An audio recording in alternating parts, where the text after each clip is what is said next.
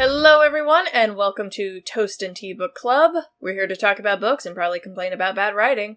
I'm one of your hosts, Michaela, or Tia Animations. And I'm the other host, David, otherwise as Toast Wizard, or Toast Wiz. We're here to talk about books, and today we have a weird one with We Used to Live Here, which I didn't realize. Like, it's weird enough having read it the first time. Then going back through and looking online and realizing there's whole subreddits dedicated to breaking apart this book. So it's going to be a bit. Any channel updates or anything to go into before we start the review? Nothing really on my side other than, season 2 of our D&D is finished, and we're, charging forward through season 3 to see where that ends up. Other multimedia variety content is in the works, coming down the pipeline as soon as we can get the scheduling going for it. Yeah, and then there is potential of some new art going to be posted for the current D&D chat, so we'll see how that goes and when that gets finished and posted. Alright, let's just hop into this because I got 21 pages here. Oof. It'll be fine. It'll be fine. Again, there were people who did 6-hour-long videos on this book, so we're gonna try to cut it down a little bit. I'm ready. Alright, so we start with, the book is We Used to Live Here, and it is the debut novel of Marcus Cleaver, which, by the way, is spelled Kliewer, and I spent a long time looking at this name trying to figure out how to pronounce it, until I found his, Instagram, and he literally put in there, it's like the knife. So yeah, Marcus Cleaver, and he's originally actually a writer from the subreddit No Sleep, which anyone who's a really big horror fan probably knows.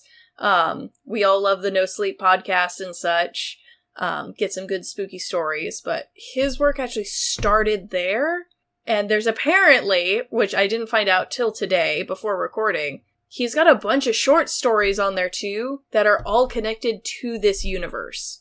So, That'll be fun.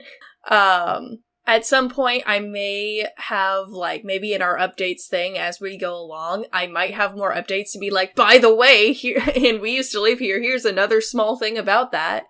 But that's not for today. We've got enough to deal with just with his book alone. The first pages are actually a image, which I know, not great for an audio format, but that's fine. It's the only image in the book, and it's a nonsensical map of an old house.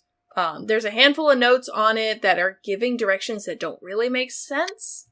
Like, it talks about a staircase that will lead you into a basement of a hospital, but warns you not to be seen by the staff. There's things like, if you open the closet door 3 times and then walk through it, you're gonna walk through to somewhere else. Weird a little bit, from my understanding, kind of a House of Leaves sort of situation going on here. But at the bottom of the page, there's the first bit. Oh, go ahead. I was always a fan of liminal spaces. Oh yeah, oh no, this is the book of liminal spaces. It's pretty good. The Backrooms was born of this, apparently. So, fun fact, we have Morse code throughout this book, and our first word of Morse code is going to be the. And it's in the bottom of these pages. For how I had to write out this review, I'm basically going chapter by chapter because it only takes place over essentially 2 or 3 days with a lot of information. And each chapter or every few chapters is broken up by a separate document file. And I'll point out when we go to those. Mm-hmm. So the book starts kind of throwing you in the deep end, so I'm going to give us a breakdown of our main characters really quick. We're following a couple, but specifically Eve, or Evelyn Palmer. She's the main protagonist. She's got severe anxiety disorder and people-pleasing tendencies. Don't we all? Her partner's name is Charlie, or full name Charlotte. They've been together, I'm trying to remember in the book, I think it's been years. They're big on, like, house flipping, and they've been doing this for a while.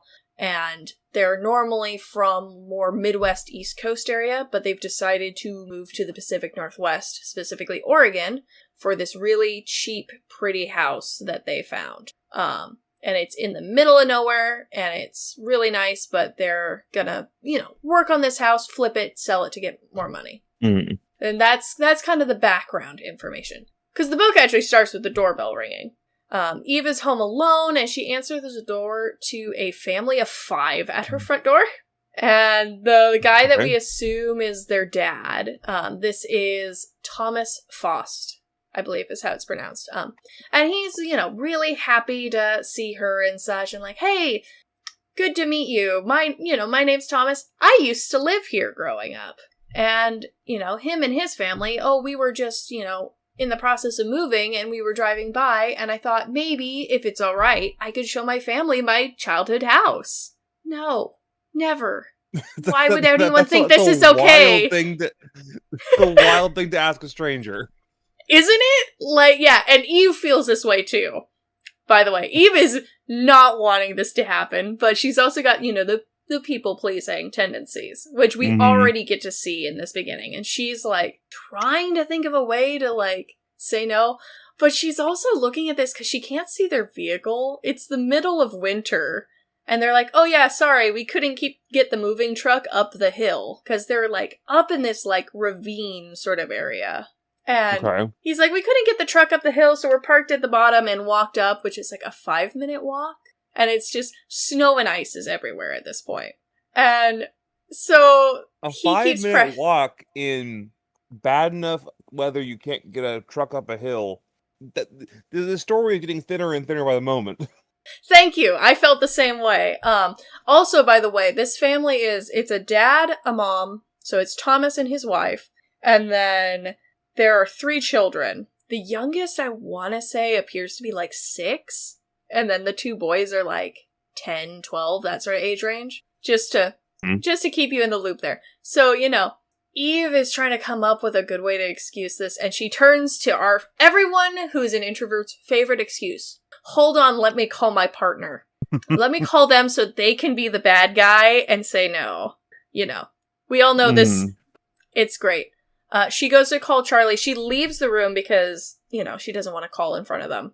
But they, of course, ask, can we come into the foyer? Because, it's kind of cold out here. So eventually she relents, lets them in. She goes into their living room, calls, and Charlie has that stupid answer where it starts with the hello, and then it pauses. And so, Eve falls for it immediately, starts talking, and then it's the, sorry, I couldn't get to the phone. That whole annoying sort of situation. And, she's not answering. And of course, Eve's anxiety starts picking up at this. And we're introduced to a new character, I guess is the best way to put it. Those monkeys, the toy monkeys with the symbols? Yeah. Yeah. So, think of that. But its fur is bright white, and it's in, like, hillbilly getup. Like blue jean, overalls, straw hat that's really worn down, that sort of thing. That seems mildly offensive. A little bit, doesn't it? So, yeah, think of that. Like, this is not a toy that actually exists. But it was apparently Eve's favorite toy growing up, and she named it Mo. And one day it just vanished, and she was never able to find it again, or any similar ones. Like, the whole toy company went defunct and that sort of thing. We'll learn more about Mo later, but I just need to mention Mo now, because anytime her anxiety picks up, it's referred to as Mo talking in her head. Mo is the voice of her anxieties. So she uses Mo to kind of make a, like, separate entity in her brain that she can kind of tell to shut up. This reoccurs. Every time she's anxious, just know it's Mo talking to her. Alright. This is a thing. I know, it's odd. We're in just finished the first page of notes here. Okay. So, we go back. Eve kind of returns to the family. It's just like, hey, yeah, sorry, today won't work. Charlie said no, and the dad is like, oh no, that's fine, no issues, and he, like, gives her a business card, and asks her to let him know if there's any time that would work, and they'll probably be back in the area in a year or so. He does, however, state that he thinks he has some of the old blueprints for the house, which is interesting because we learn here... On his person? Not on his person, but like somewhere in their stuff. Okay. Not on his person, sorry. Yeah, but that when they get there and they unpack, he might be able to like send her digital copies. This is interesting because apparently the bank had a fire years ago and they lost all documentation about this house. I'm gonna let that sit there. All documentation about this house is gone. Okay. Yeah. Isn't that fun? That's totally not concerning, right? But here's the thing. So, they all try to leave, but the youngest, so her name's Jenny. This is the little girl, and she begins crying because, she really wanted to see the house. She wanted to see where her dad grew up, and she's like crying and crying and crying, and, they're trying to usher her out of the room, and Eve is just feeling so guilty and uncomfortable at this point that she's finally like, okay, you know what? The 15 minutes, it's fine. Yeah, just look around 15 minutes and then get out. It's fine. Welcome to the first error Eve makes in this book. We let the family see the house. And that's where the first chapter ends. And we're going into a document. So I didn't put all of the document names, but for this first one, I kind of put just so you could kind of get how the layout is. So the first title is doc_AO1_property. So this is the listing for the property Eve and Charlie purchased.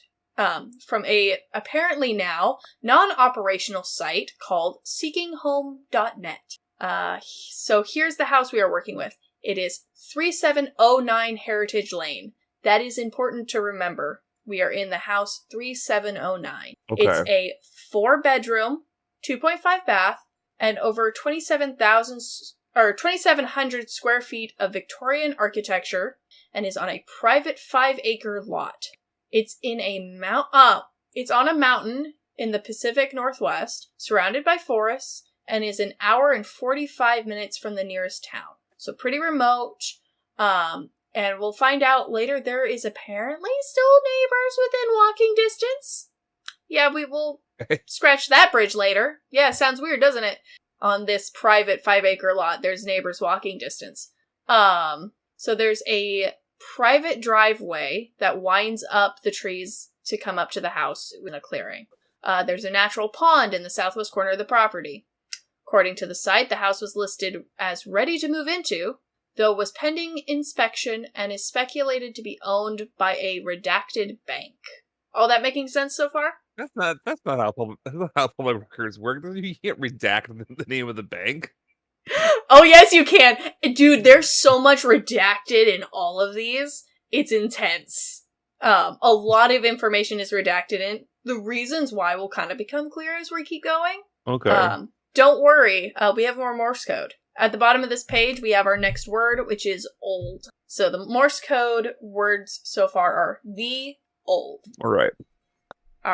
So now, back to Eve. She's watching the family awkwardly as they begin to take off their winter garb and before exploring the house. She can tell that the father, Thomas, has definitely lived here, like he said, because he's really naturally, like, he knows where everything is, and he actually starts explaining things about the house that used to be there, and it's all accurate. Like, he points out that you can see under the current wood flooring, there's a couple holes, and you can see this black and white tile underneath. And he's like, yep, that's where that used to be. And then, like, there apparently used to be a antler chandelier that was from his dad. His dad apparently hunted all of these elk and made the chandelier. And Eve is just like, I'm not going to tell them the fact that I got rid of that chandelier the second we moved in. But we're going to start learning family member names now. So we got the wife. Her name's Paige. Given judgy vibes. Very, like, uppity, that sort of thing. And then the twin boys, as we learn, so it's Kai and Newt. Kai, who, Thomas introduced him as a smug bastard. So just, That's Kai. Smug child.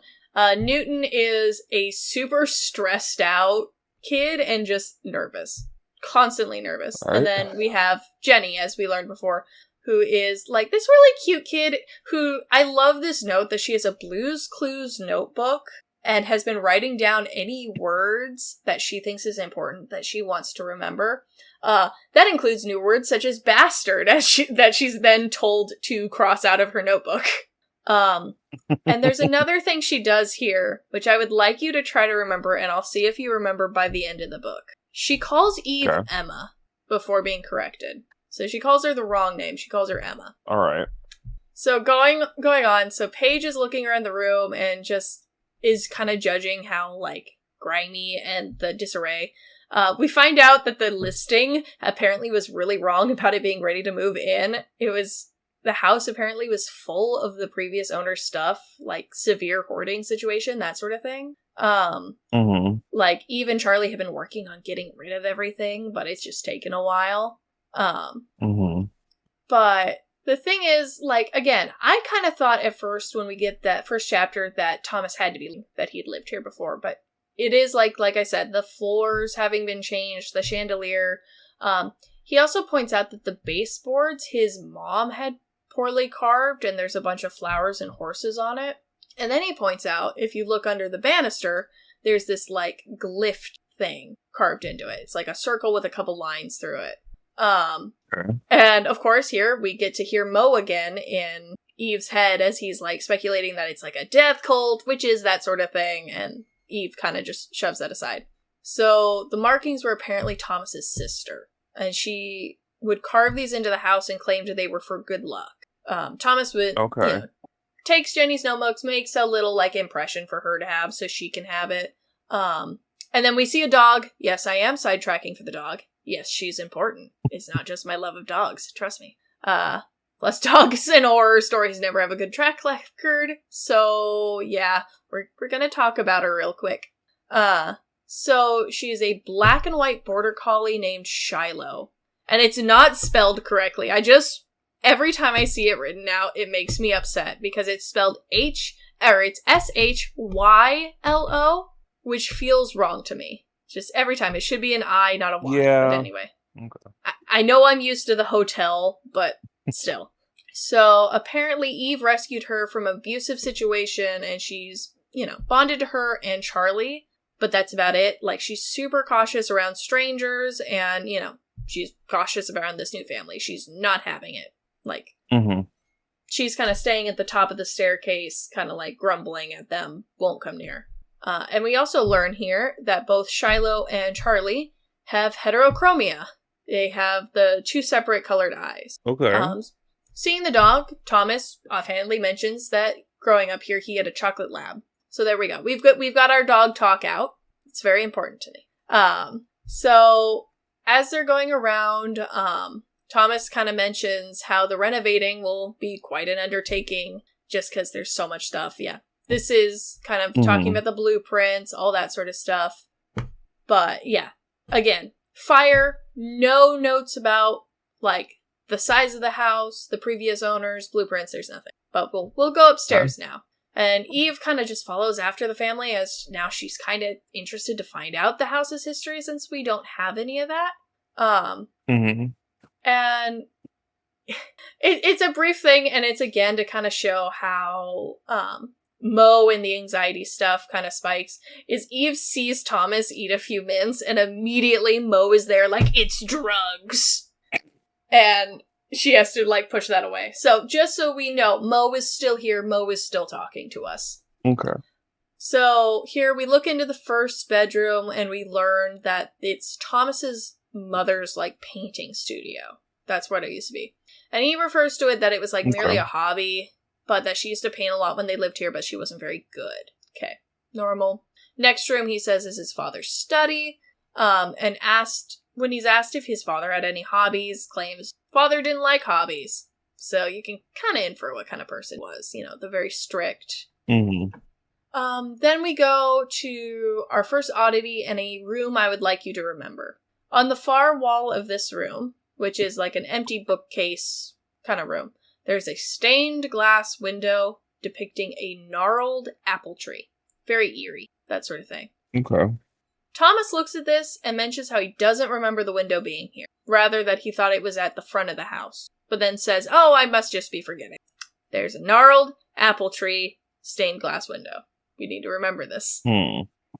Walking into the hallway, we learn about the house's dumbwaiter. It's been covered over with wallpaper. Yes, I know, a dumbwaiter in a horror book. Isn't this fun? That's the best.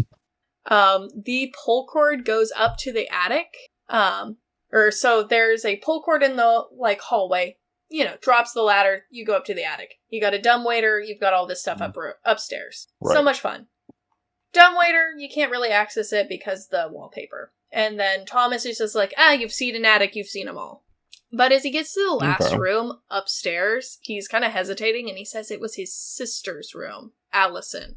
So Eve kind of senses that he's very, upset and kind of, teary-eyed at this, and she's like, ooh, this sounds like it's not a good time. I'm gonna leave and let them kind of be, because at this point she's like, I don't think they're gonna rob me. Yeah. So she kind of just goes downstairs. She's working in the living room, and there's a whole thing of she has this hammer and she's taking nails out of the wall above the fireplace. And she's just finished taking them all down.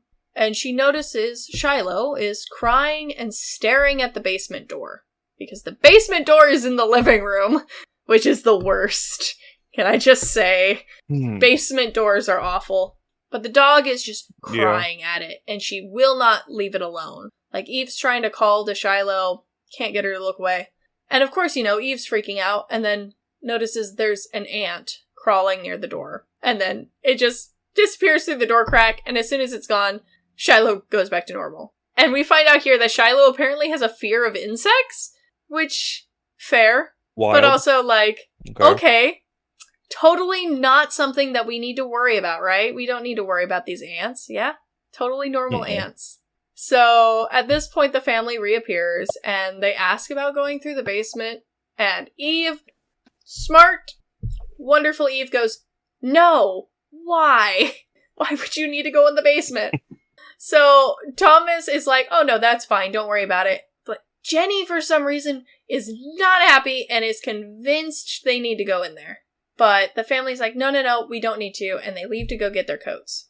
And while they're doing this, Eve is like, I'm gonna go to the kitchen and just start doing some dishes so I look busy and I don't have to interact with you. Just get out of my house. And then Thomas comes back in there and he's, going the back and forth of thanking her, asking, and just mentioning all these things. And then he starts to ask her if something's strange. If she's noticed anything strange in the house. But he gets cut off because he hears his sons fighting in the foyer. So, both Eve and Thomas rush in there, and Thomas splits up the two boys because they were getting in a fight. And they look around and realize Jenny's missing. Of course. Apparently, Jenny, when she was little, had this habit, and apparently it's resurfaced, of when she decides she's not getting a ray, she'll start playing hide and seek. So she's gone and hidden somewhere in the house. I know, isn't this every horror trope ever? It's oh great, lovely. I would say this is cliche, but I have met these children. I was one of these children, I'm gonna be real with you. I did this. Specifically when I found out we were moving houses, I did not want to leave, and I hid in someone else's house. But, yeah, so, great, we have this. The family is like, okay, yeah, don't worry, we'll start searching for her, and it shouldn't take us very long. And Eve is getting worried at this point because it's starting to snow and Charlie still hasn't come home yet. Right. And she's like, oh, I just want them to leave. We gotta get them out of here. And so they start looking, and they go upstairs, and they see that the wallpaper around the dumbwaiter has been ripped off. And the dumbwaiter is down in the basement. So Jenny has taken matters into her own hands and went to see the basement. Isn't that great? Every small child wants to go to the basement. So we have a break here, and we have a new document. This one I did leave in the name, so this is Doc A12K9. And it is, apparently, it's from a classified section, a classified ad in a section of the Yale Courier, with an unknown date. So Yale and such. There's a couple different, like, town names that are listed, and they're all supposed to be kind of around this area of a fictional Oregon. So these are all, like, within that, like, hour, 40-minute drive. So the listing is for a free chocolate lab who is 2 years old named Buckley. Supposedly, they're rehoming him due to an incident with their son. And details can be shared upon request, that sort of thing. They say they're looking for someone to accommodate a reactive dog. So we can kind of infer here that probably the dog bit him. Right. Okay. So, it's a short one, like, it's barely even a page long. Then we have our Morse code. It spells out man. So our Morse code sentence so far, the old man. Mm-hmm. Alright, so, back to Eve. She and Thomas, realizing this, have decided, okay, the two of us will go down into the basement to look for Jenny. They, get a flashlight, begin searching. They each have one, but decide to split up partway through, and, the basement is a lot larger than the upstairs floor pan, from my understanding. Like, looking at it in the way it's described, it's really weird just how big it feels. And I don't know if this is on purpose or not. I feel like it must be because of stuff that happens later. But, pretty big basement, they split up. And, of course, Eve is getting, like, paranoid because it's a basement. But, she's keeping her cool. She accidentally knocks over a rusty can of nails, and they scatter everywhere, and she's like, I've got to clean these up because, what if the kid runs through here and then she gets tetanus, and that's my fault. And of course, as she does this, she also finds out the floors are uneven. This is everyone's worst nightmare with homeowning. Because now everything's rolling away, her flashlight's rolling away. And when she catches it, she notices a long line of those ants, and they're just walking off into the distance in a straight line. So, she's beginning to feel a panic attack. You kind of learn that it's very clear how much of a panic disorder she has, because she knows exactly, like, she's doing the breathing techniques, she's doing the, like, what can I see, what can I touch, what can I hear, all, the whole thing. Right. Backs back down from it, follows the ant trail. And it goes into this room that has a blue wardrobe in it. If you can think of those ones that have the, like, doors that have kind of, like, the shutters on them. And so she's, like, they're going up right behind this thing, and she catches, like, the blinking of eyes in her flashlight behind the shutter doors. And she's like, perfect, there's Jenny. And she goes up, she opens the door, there's no kid. But there is a painting. So the painting is a tree line that looks, with a lot of, like, pale colors, and it looks to be kind of like the forest around the house. And there is a chocolate lab in the foreground that's, like, looking alert towards an unknown threat in the distance. We can assume this is Buckley, and we can assume that that's Thomas's dog. And honestly, they talk about it. Eve points out that Thomas said this was, like, a hobby thing, but nothing big, but it's apparently a really good painting. Though, we don't get an illustration, I wish, though. But yeah, so, really good painting of a dog staring off into the woods alert. But back to the ant trail. As she looks down, and they're going through a crack in the, like, corner of the wall under the wardrobe. And you know how ants are normally very orderly? The second they get up to this hole in the wall, it's like a free-for-all. They're all, like, scattering, like, shoving and frantic trying to get through this. Totes normal ant behavior. There's nothing to see here. So, Eve turns to leave and notices on the wall an old pegboard that has outlines of, like, faded outlines of tools that used to be hanging on it, like a drill, a handsaw, and a hammer. This is a secret Mouska tool that can help us later. Try to remember this detail. None of these tools are there. It's just the outlines of them, right? Okay. So this is a classic, like, puzzle game, like the shadow board. We gotta fill in in order to finish the puzzle, right? That's what it feels like, at least. We'll see how it goes. So, Eve leaves the room, walks in the hallway, flashlight in hand. There's a figure standing in the hallway, but it's Thomas, so it's fine. Probably. But it's weird. Okay. Because he's just standing there perfectly still, doesn't even seem to be breathing. Like, he's holding his flashlight, he's not holding it out towards, like, the world. He's just got it limp in his hand, facing, like, down at the floor. Just standing there. Lovely. And Eve tries to call out to him, like, 3 times. Does not get a response. And that's the only way out of the room that she's in. So she has to walk towards him. Walks towards him and suddenly turns towards her and he's like, "Oh, you startled me." And Eve's just like, "I've been trying to call out to you for like a minute here. You didn't respond." And, you know, he does the whole dad thing of blaming his hearing. And he claims he's had a bit of luck finding Jenny. So it turns out Jenny has hidden herself away, tucked into this like small alcove of cement. It's like super narrow. Eve thinks she could maybe fit in there, but it would be really tough. And it's, like, no bigger than, like, a closet. And Thomas just says they'll have to wait her out. You know, Eve's not a fan of this, because lawsuits. What if she gets hurt? All this stuff. Yeah.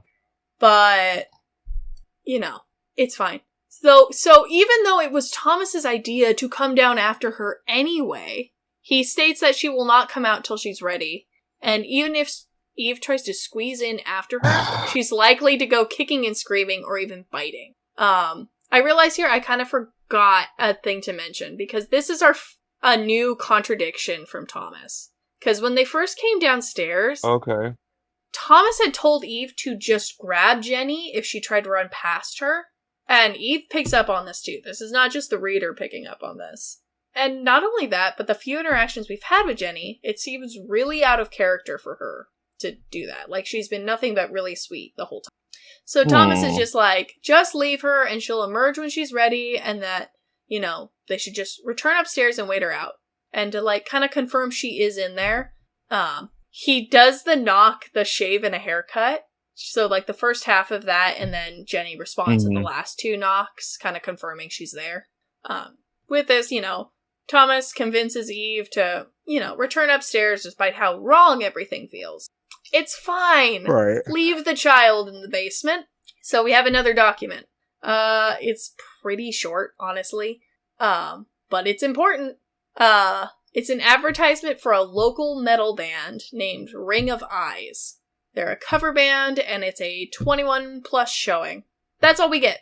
Okay. But there's Morse code at the bottom. The word with. So now, our Morse code is the old man with. Okay.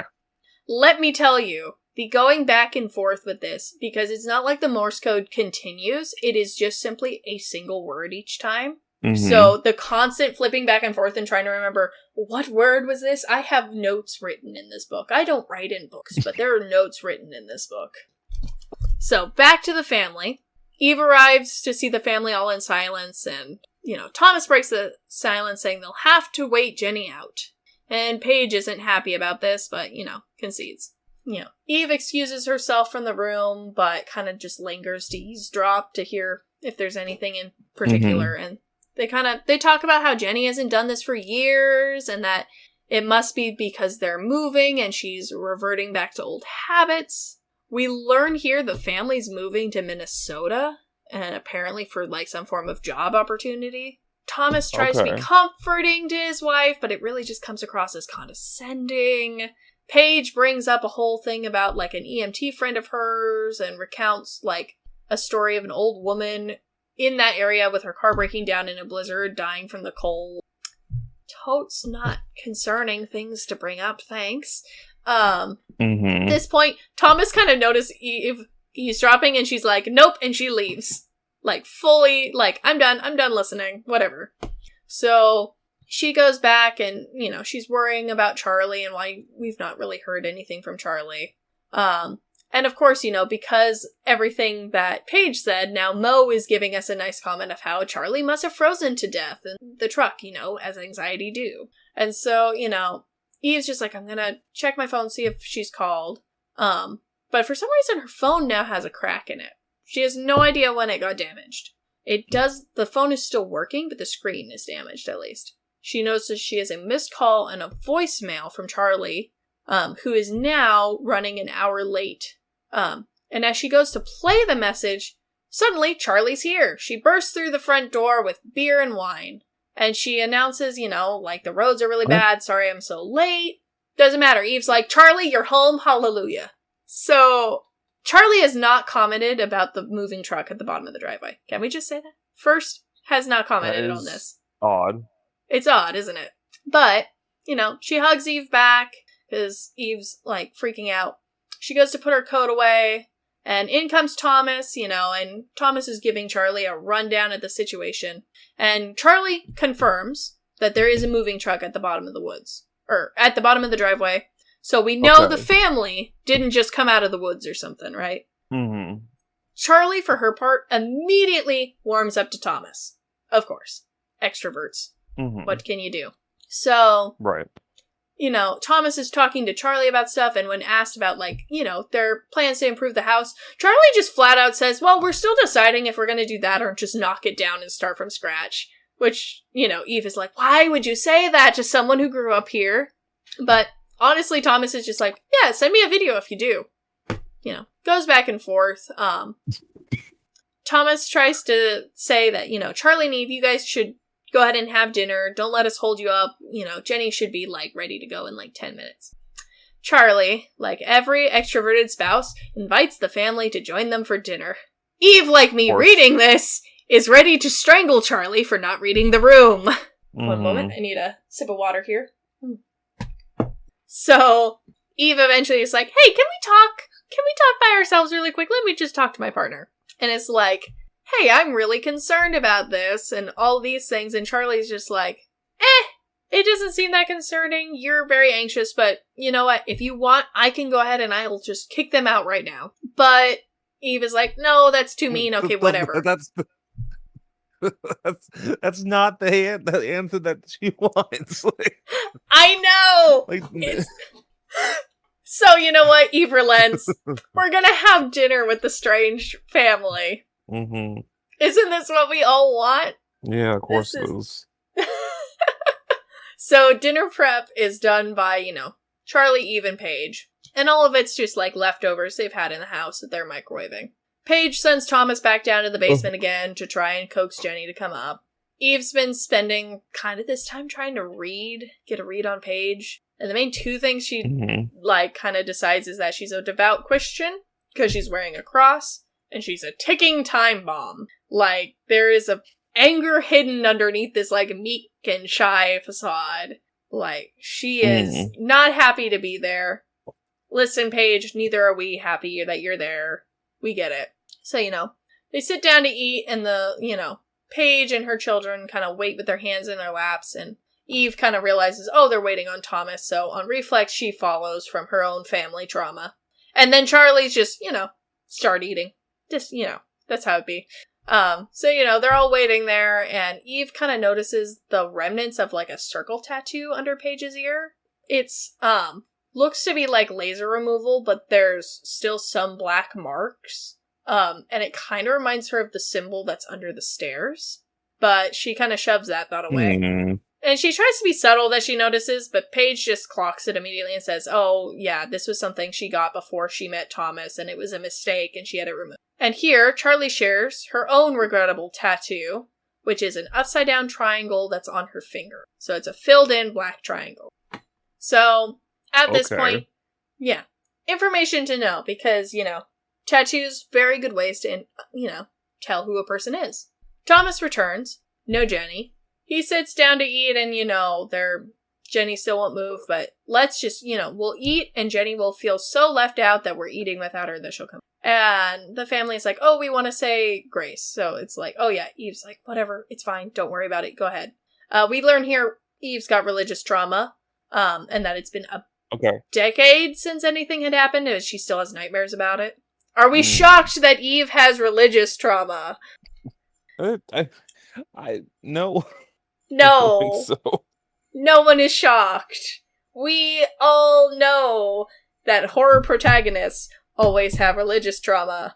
It happens in every book. Mm-hmm. So, after the family says their prayers, which, by the way, starts with Thomas being like, good God, good food, goodbye. And he's like, okay, let's start. And then Paige is like, no, we're doing this for real. And then she leads them through a whole, prayer. And it's awkward, and it's super awkward. The most awkward dinner. And you know it's coming. Paige starts asking them about religion. So she's asking, Charlie and Eve, are they religious? Are their parents religious? When was the last time they went to church? Then the question on whether or not Eve's parents know about their lifestyle. That sort of thing. And Charlie snaps back with the same question of, do your parents know about your lifestyle? And is just reveling in the awkwardness. Like, it is silent, and Charlie is just sitting there like, aha, I got you. And so, it's just quiet, and no one is gonna break the tension. And then a tree branch breaks outside, and that kind of, draws everyone away. Kind of comes back in with some light conversation, because Thomas is trying to recover what's happened here. And then little Jenny comes running into the room, apologizing and sobbing. Like, she's freaking out. Like, she is apologizing over and over, and honestly just seems terrified at this point. So it's weird. Like, this poor little girl is very upset, but, she's back. The family can leave. And they go to leave. They offer to help with the dishes, and Eve is like, nope, just go ahead. We got it. Don't worry. And so the family leaves the house. And Eve takes that moment to lock the door and slam herself against it and just like, oh, wonderful. Cool. Okay, we're good. But she also can't shake what Thomas was trying to ask her earlier on when he was like, did you notice anything strange somewhere in the house? And she's like, she can't think of anything. But the way he said it didn't feel like just genuine curiosity. It felt more like a story her, uncle used to tell everyone about a cryptid he had encountered. Like, the genuine, fear and such. And mind you, he did this until one day he recounted it to Charlie, who is a avid skeptic, and she burst his bubble by pointing out that he was a great horned owl that got distorted by the film of his camera. Her poor uncle never told the story again. But when he had told those stories, it was so much excitement that he would share it with. Now, that part was where it was different. Thomas seemed genuinely scared and unsure about sharing. Like, something he wanted to do, ask her about, he was nervous. So, it makes Eve feel like maybe whatever he was gonna say felt more, more real, but, oh well, she'll never find out. And as she walks towards Charlie, who's looking at her phone, she notices a weird look on her face. And she shows her phone, which states that the Kell Creek Bridge is closed due to severe weather conditions, which is the only way on and off their property. Of course it is. So guess who's going to be coming back? Of course it is. So, our next document. This time, it's a Wikipedia article. And just to sum it up, it's about how painful laser tattoo removal is, and that it's not always successful. It can take up to 10 weeks of sessions and often leave scars. Kind of covering the stuff Paige was talking about. Though it does say that it usually gets mostly removed and doesn't usually leave ink behind, kind of like Paige's is, so that's kind of weird. Morse code at the bottom of this page. The. So, we have the old man with the. It's our sentence so far. So, going back, the family has to come back. Of course, this is a horror book after all. So, Charlie and Eve just usher them into the upper room study to sleep and just say, sleep there, leave in the morning, whatever, it's fine. Once the roads are clear, get it gone. We know where this is going. The road's not going to clear. We all know this. Yeah. But they go up there, go to sleep. Meanwhile, Eve, Charlie, and Shiloh, all relaxing in front of the fireplace, because they're finally getting to spend some time together. And here, Eve kind of recounts all the strange things that have happened so far. But as she's explaining, she kind of realizes how ridiculous it sounds, and Charlie's not convinced by this, and honestly, at this point, neither would, Eve. And here, I normally don't like the my partner doesn't believe me trope. I find it kind of annoying, but it does make sense here, because if you're looking at things outside of Eve's perspective, it's not all that much. It is weird, but it's not as uncanny as it's felt so far. But, they keep talking, and Eve notices that Charlie has a new locket. She asked her about it, and she says she picked it up at an antique store in town. And inside, she's put this like blurry photo of Eve. Now, apparently, Eve's one of those people that hates getting their photo taken and just goes super long lengths to avoid them. So, like, the only photos of her that really exist are, like, blurry photos of her in the background, right? Except for this one. And this sentence is repeated a lot. This is Charlie's the only known photo of Eve Palmer. So, you know, we got a photo. Whew. Sorry, I had to take a drink there. Then we hear a knocking sound. And as they kind of like go to investigate it, it's the front door, which is swung wide open, and it's knocking against the wall from the wind. And Thomas is just standing out in the snowstorm, unresponsive. Again, doing the whole arms straight at his sides, just staring off into the wind. This is like blizzard conditions, by the way. So he's still like in his sleep clothes.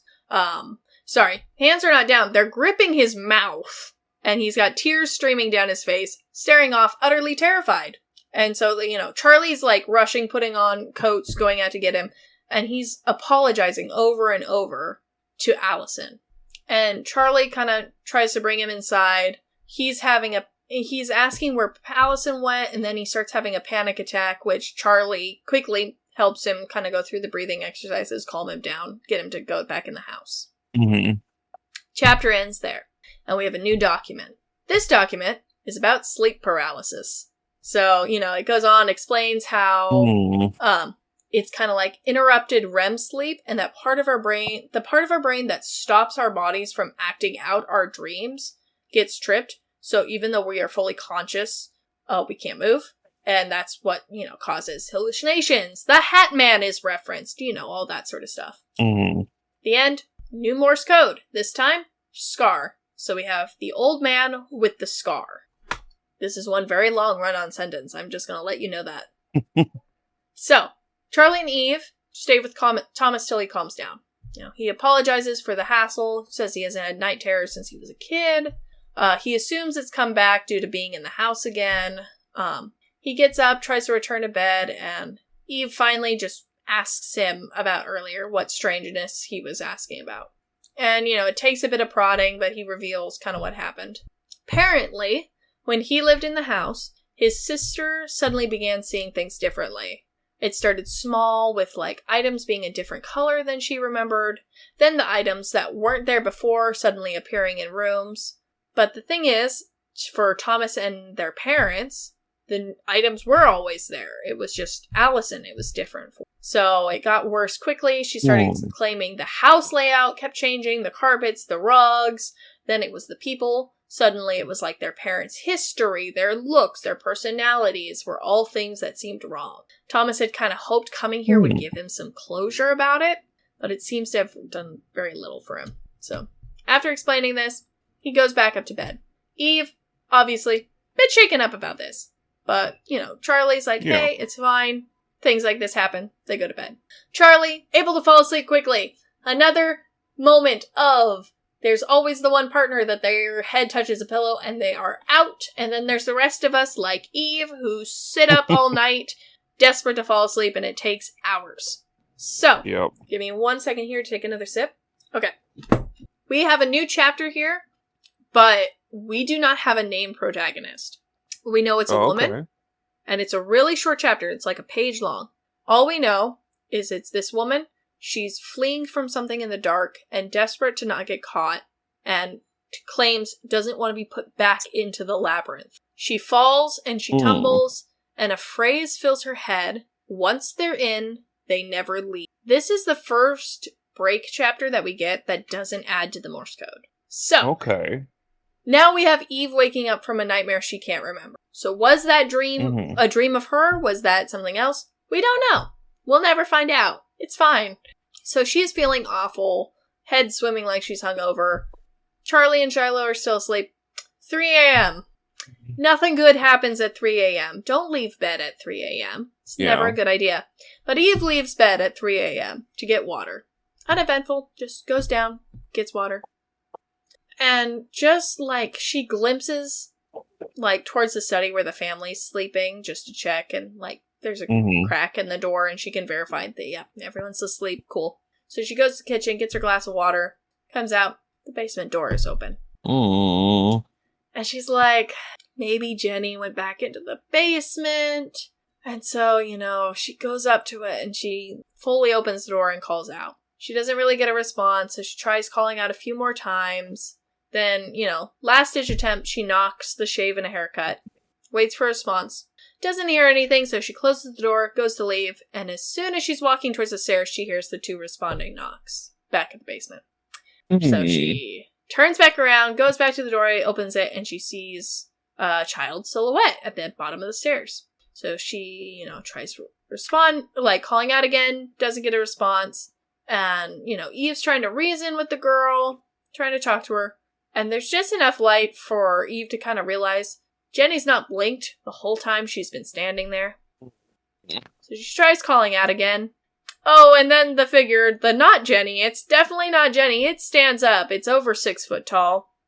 Super gaunt figure. And Eve's like, nope, and she slams the door shut and runs to the safety of her room. Just nopes out of that. She tries to wake Charlie up. Charlie is groggy, unbelieving, and is like, there's nothing down there. Just like, it's okay. We're fine. I'll look in the morning. That early morning, you're just like sleep deprived and you're like, it's fine. It's fine. Mm-hmm. Eventually, Eve just relents, whatever. She locks the bedroom door and is trying to stay awake staring at the door. Eventually, she passes out. So, we have 2 documents this time to break up this chapter. First one doesn't have Morse code, and weirdly, is from the Rhode Island daily paper. So, far other side of the country. Apparently, there was a fire at a hospital due to a shattered glass lantern in the basement. Everyone was evacuated safely. So, this is kind of important for later. I'll explain why later, because we aren't at that point. But just remember, somewhere in Rhode Island, in a basement in a hospital, a glass lantern shattered. We are in modern times. Second document is also about a fire, but this time it's a transcript from a radio station.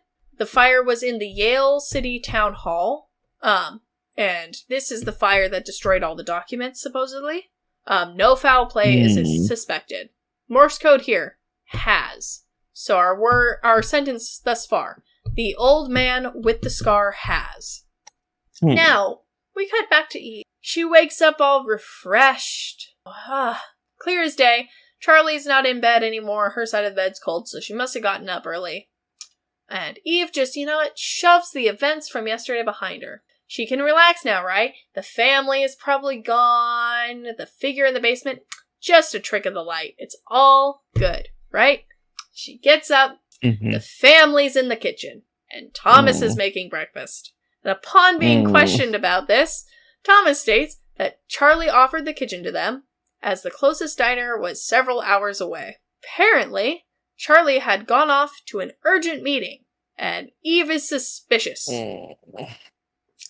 Eve, super curt with the family, just like, tired, getting sick of this. She goes to call Charlie. Only, she can't find her phone. She retraces all her steps to when she last had it, but no luck. No phones. So she's like, you know what? Fine. I'll borrow a phone from the family. Only to be informed that their church was doing a technical fast. So they gave up all their phones before they started this trip.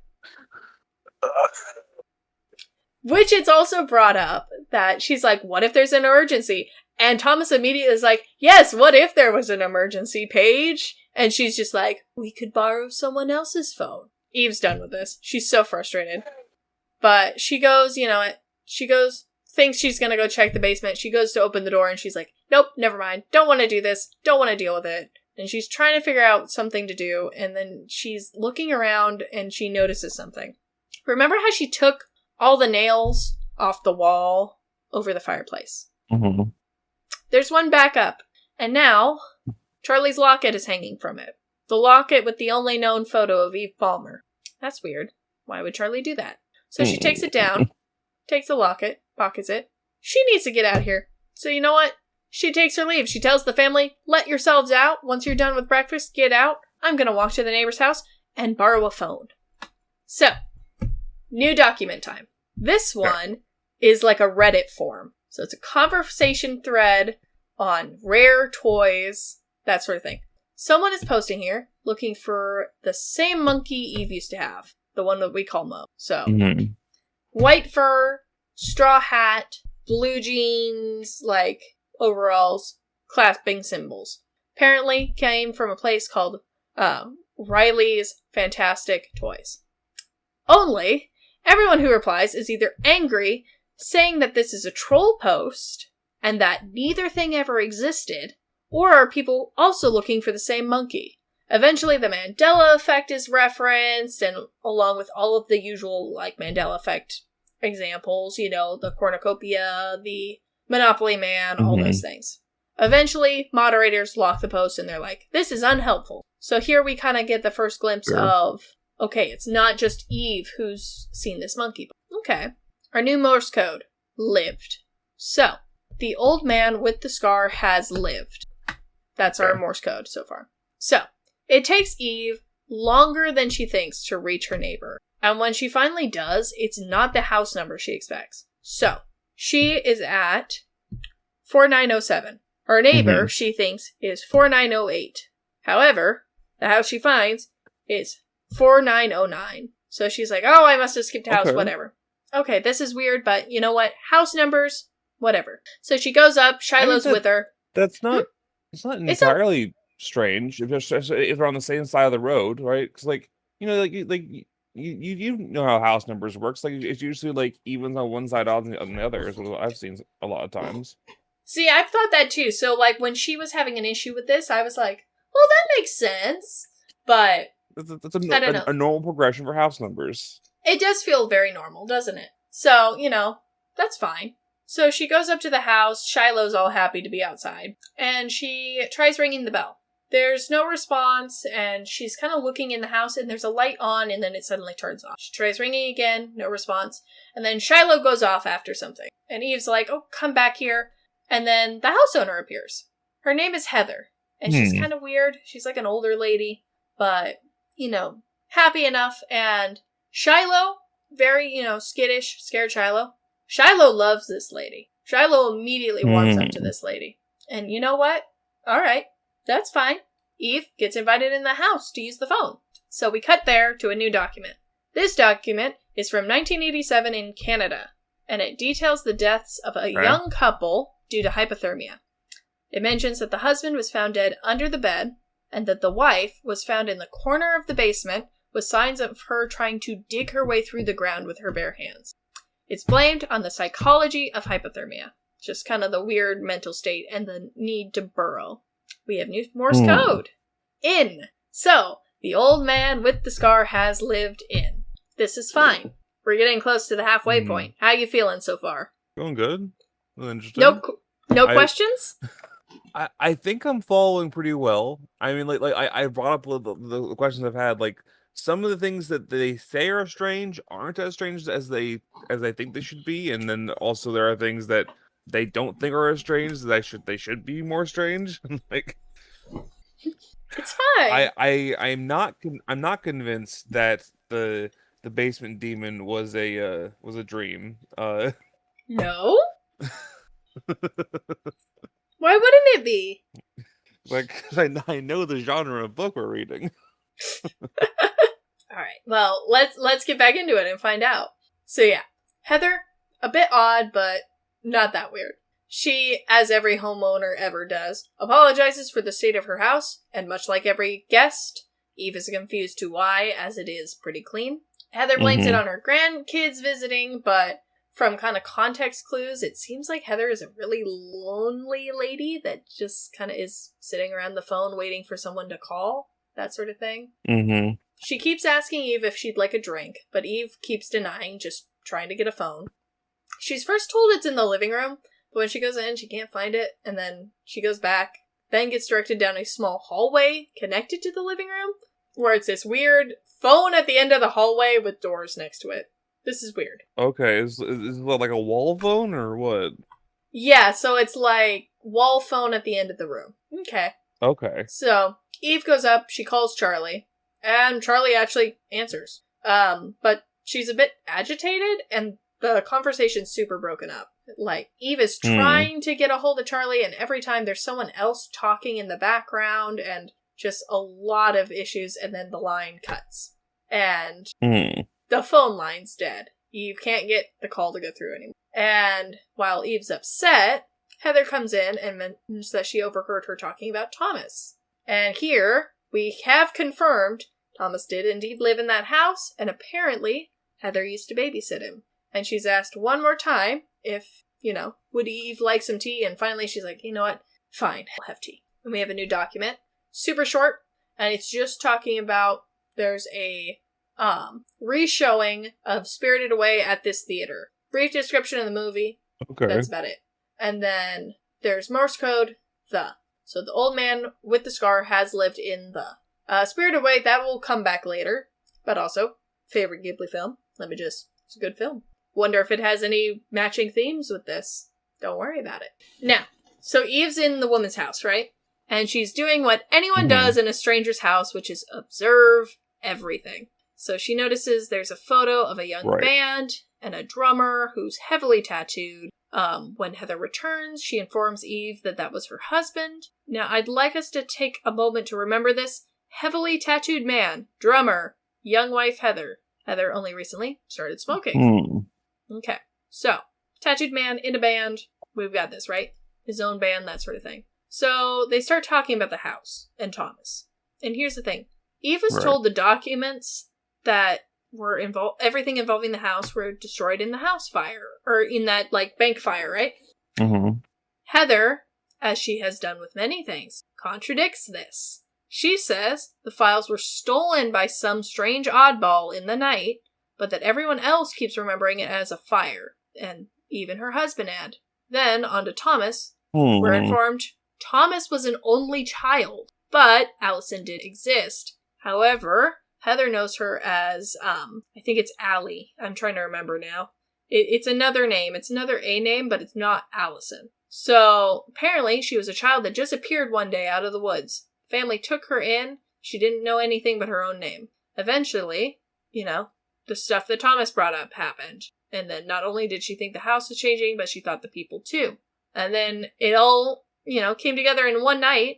She started stabbing Thomas repeatedly in the neck with a pen. Over and over and over. And would have killed him if not for the parents interfering. And apparently, Thomas was never the same after that.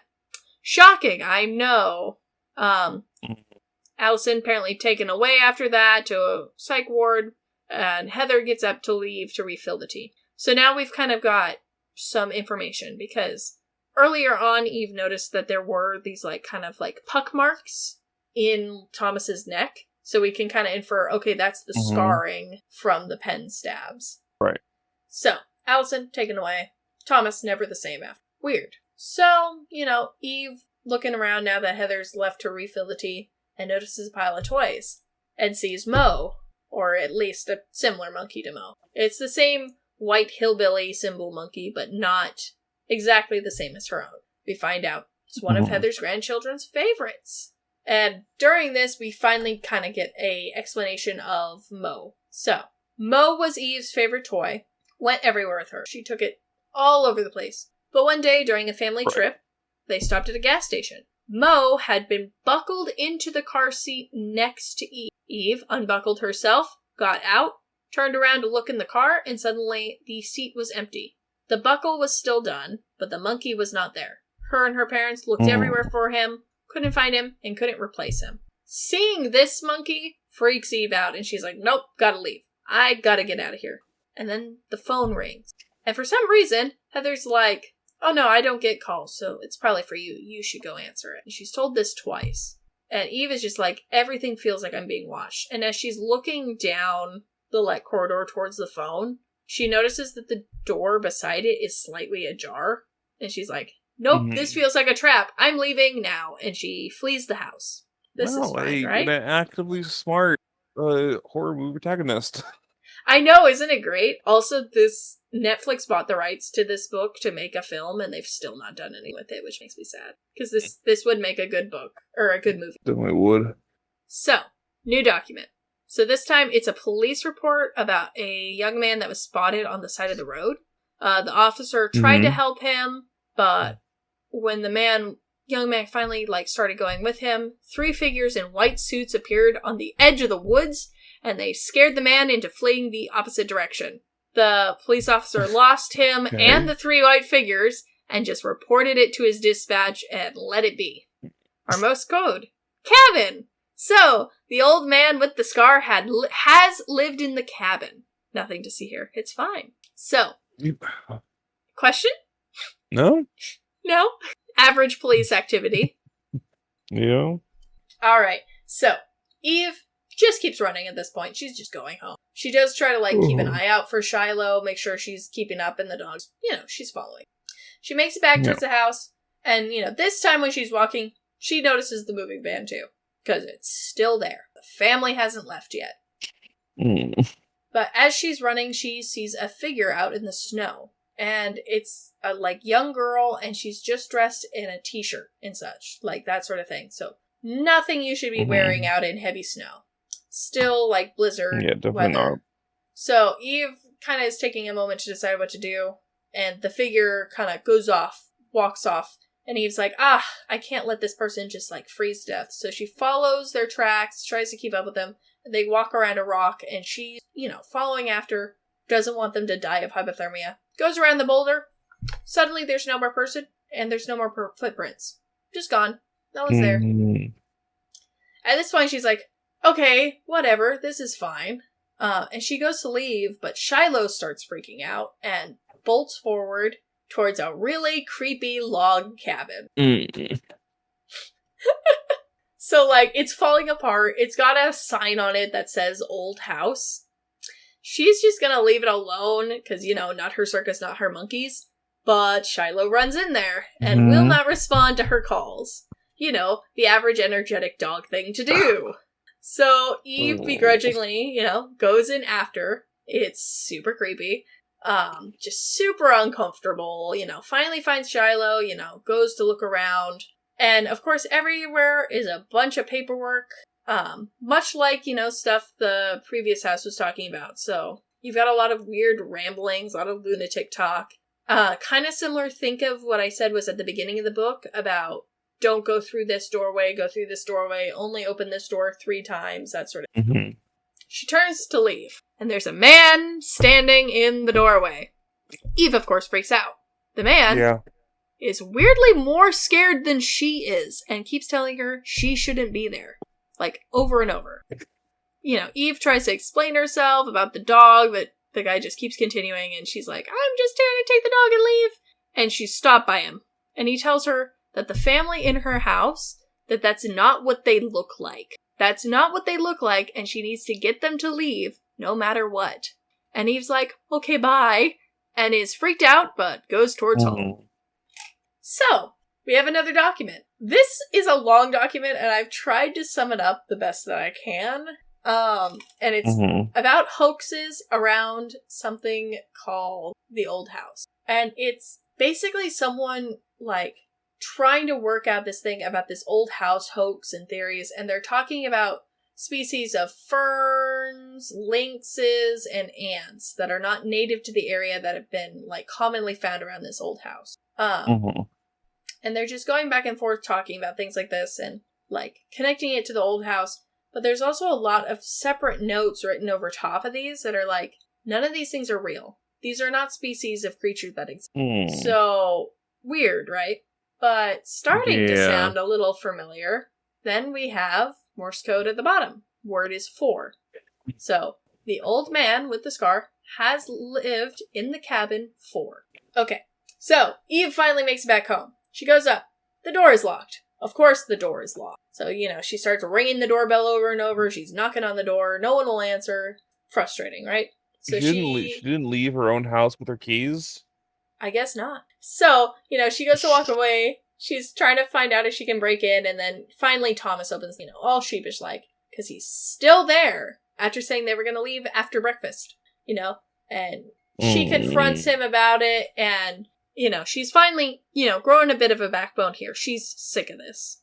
And Thomas is just like, I'm sorry. My wife got nervous about the snow, and we don't have winter tires, and, all that junk. And at this point, why do they not have winter tires? because they're traveling to the East Mhm. Coast over winter. They're traveling to Minnesota without snow tires or chains. Ugh. The book does not point this out. This is me pointing this out. So,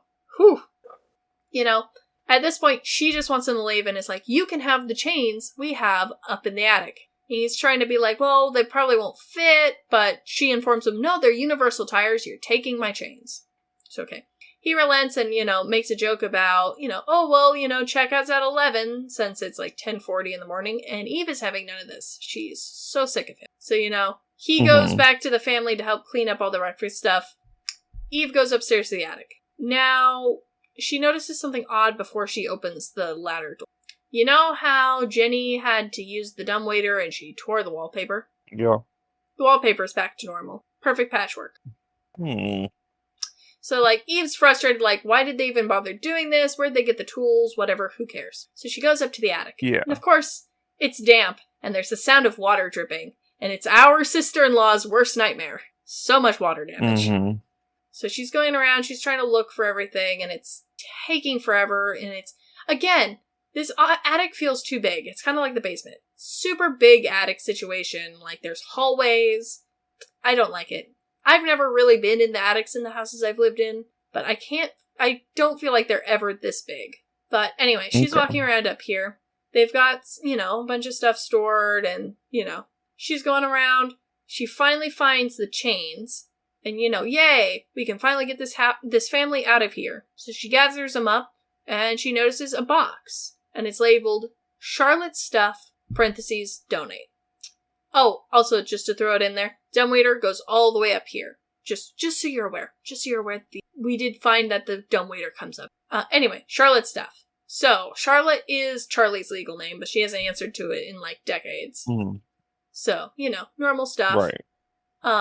One thing we learn here about Charlie is that she loves photography. However, kind of in this chapter we learn that she had her whole own gallery and stuff at university, but she stopped taking photos shortly after her father died. He had been the one to introduce her to photography and gifted her this stuff, and after his funeral, everything just stopped. Charlie's excuse apparently was just, I don't have time for it. We've all been there. But, it's weird because the camera's in the box, and it doesn't really feel like something you'd donate, and Eve's a bit skeptical of how it even got up here. Now, I hope you're ready for some weird stuff. As Eve is tucking this box away and getting the chains out, she hears the front door open and slam shut, and she looks through the small window in the attic and sees Thomas stomping away from the house.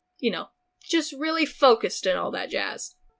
And when he thinks he's hidden from view, he just starts screaming and slapping his head over and over, violent, vicious tantrum. Super violent. And it's our first viewing of Thomas in this way. Then he, kind of looks around, starts smoking out of view of everyone, and Eve is like, that's weird, and turns away, and then sees something carved into the rafters. And it says, don't forget which house you're in. It's carved in the same font as the old cabin. Which, again, weird, but oh well. Again, Eve tries to leave, but then there's a sharp, shrieking sound that she starts hearing. Turns out, it's the dumbwaiter.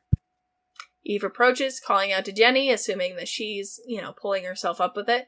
But it pulls up, and it's empty. And as she looks around, she sees a bunch of wet footprints leading into the room. And then, in true horror fashion, the light in her flashlight dies. She tries to get it working, can't, she's banging it around, trying to hit it on stuff. Eventually she just loses her grip on it, light goes flying. Then she realizes, oh, the ladder is still down, and there's light flickering in from that. So she's, rushes towards it, just manages to miss the window as the ladder slams shut behind and leaves her blind. So she's feeling around, trying to pry it open, banging on it, and then she kind of hears the flashlight rolling back. Because, of course the floor up here is also uneven. Great, lovely, good to know. And the light finally flickers back on, and there's a woman in the attic doing peekaboo hands. Super gaunt, tall woman, just skeletal. She's in a hospital gown, rail thin, spooky, and she is walking towards Eve. And then she gets faster, and then the light goes out. And Eve hears her move so much faster, like pounding feet. And Eve begins banging on the door, trying to get it It's open, and eventually it falls away. She falls through, smacks her head on the banister, blacks out. Lovely, right? So, here, we switch perspectives again. And it is, again, a woman, but it does not say it's Eve, it just is someone else. It's saying she has to hide. She doesn't know how long she's been here, but she needs to get out. She needs to hide. Then this perspective's over. We're back with Eve. She wakes up, disoriented, but alive. Paige and Thomas had taken her back downstairs and are doing their best to take care of her. So she asks, like, why didn't you call an ambulance? And then is reminded of the digital fast the family is doing and her own missing phone. So yeah, that kind of happened. Now's the moment when she remembers, like, Eve remembers there was a person in the attic, so she frantically is telling Thomas, and he freaks out, but then he kind of calms again, and he offers that he'll go up and check. And she's like, no, don't do that, that could be dangerous, but he's like, don't worry about it, I'll go ahead and check, it's probably just a squatter if there's anyone there. So he goes up, and Paige is kind of like, hey, so, sorry I was interrogating you about your lifestyle, and Eve's just kind of done at this point, has no notions of being polite, but, you know, what good is it if these people are still in your house? And, you know, Thomas comes back, and he's like, you know, there's nothing up there. Eve mentions the footprints, and he says he didn't see anything.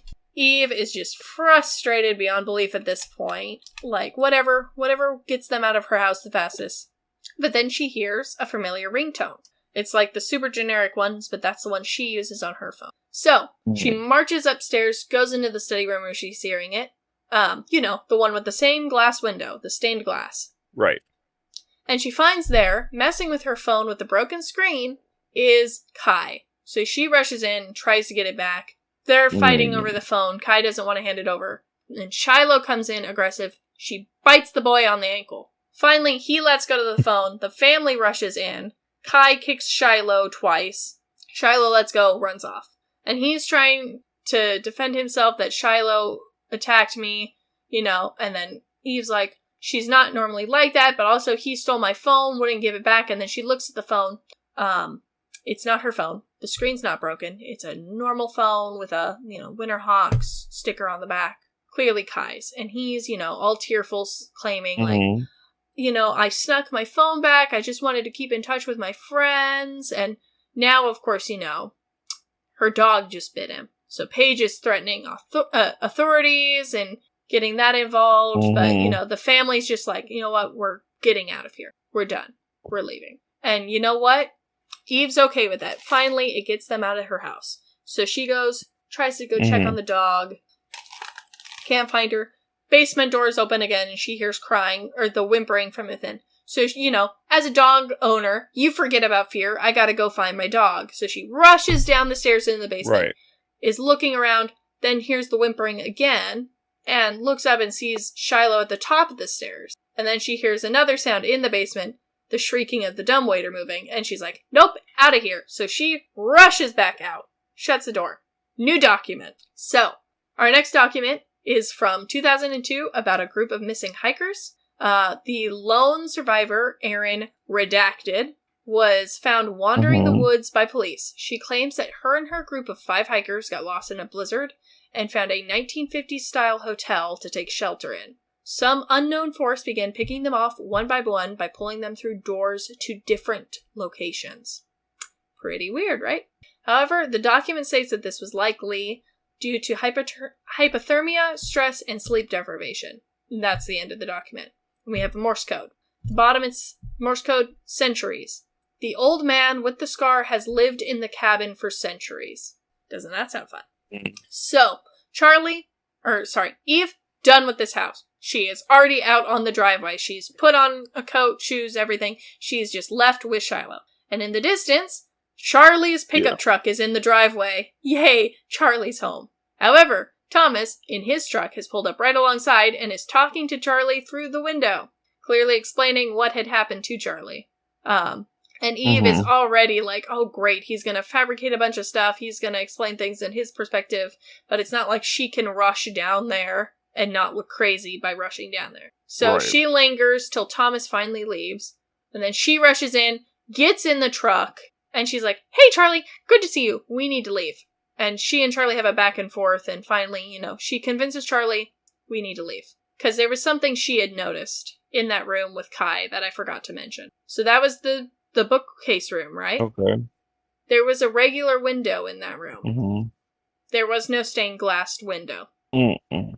So, she tells Charlie, isn't there a stained glass window in that room? And Charlie goes, yes.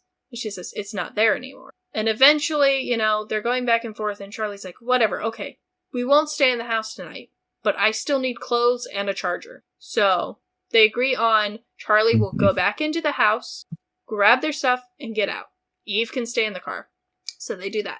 And Eve is just counting the seconds, watching Charlie through each window that she can see her through. And at some point, gust of wind comes by, shuts the front door, but nothing seems to happen, still can see Charlie through the window.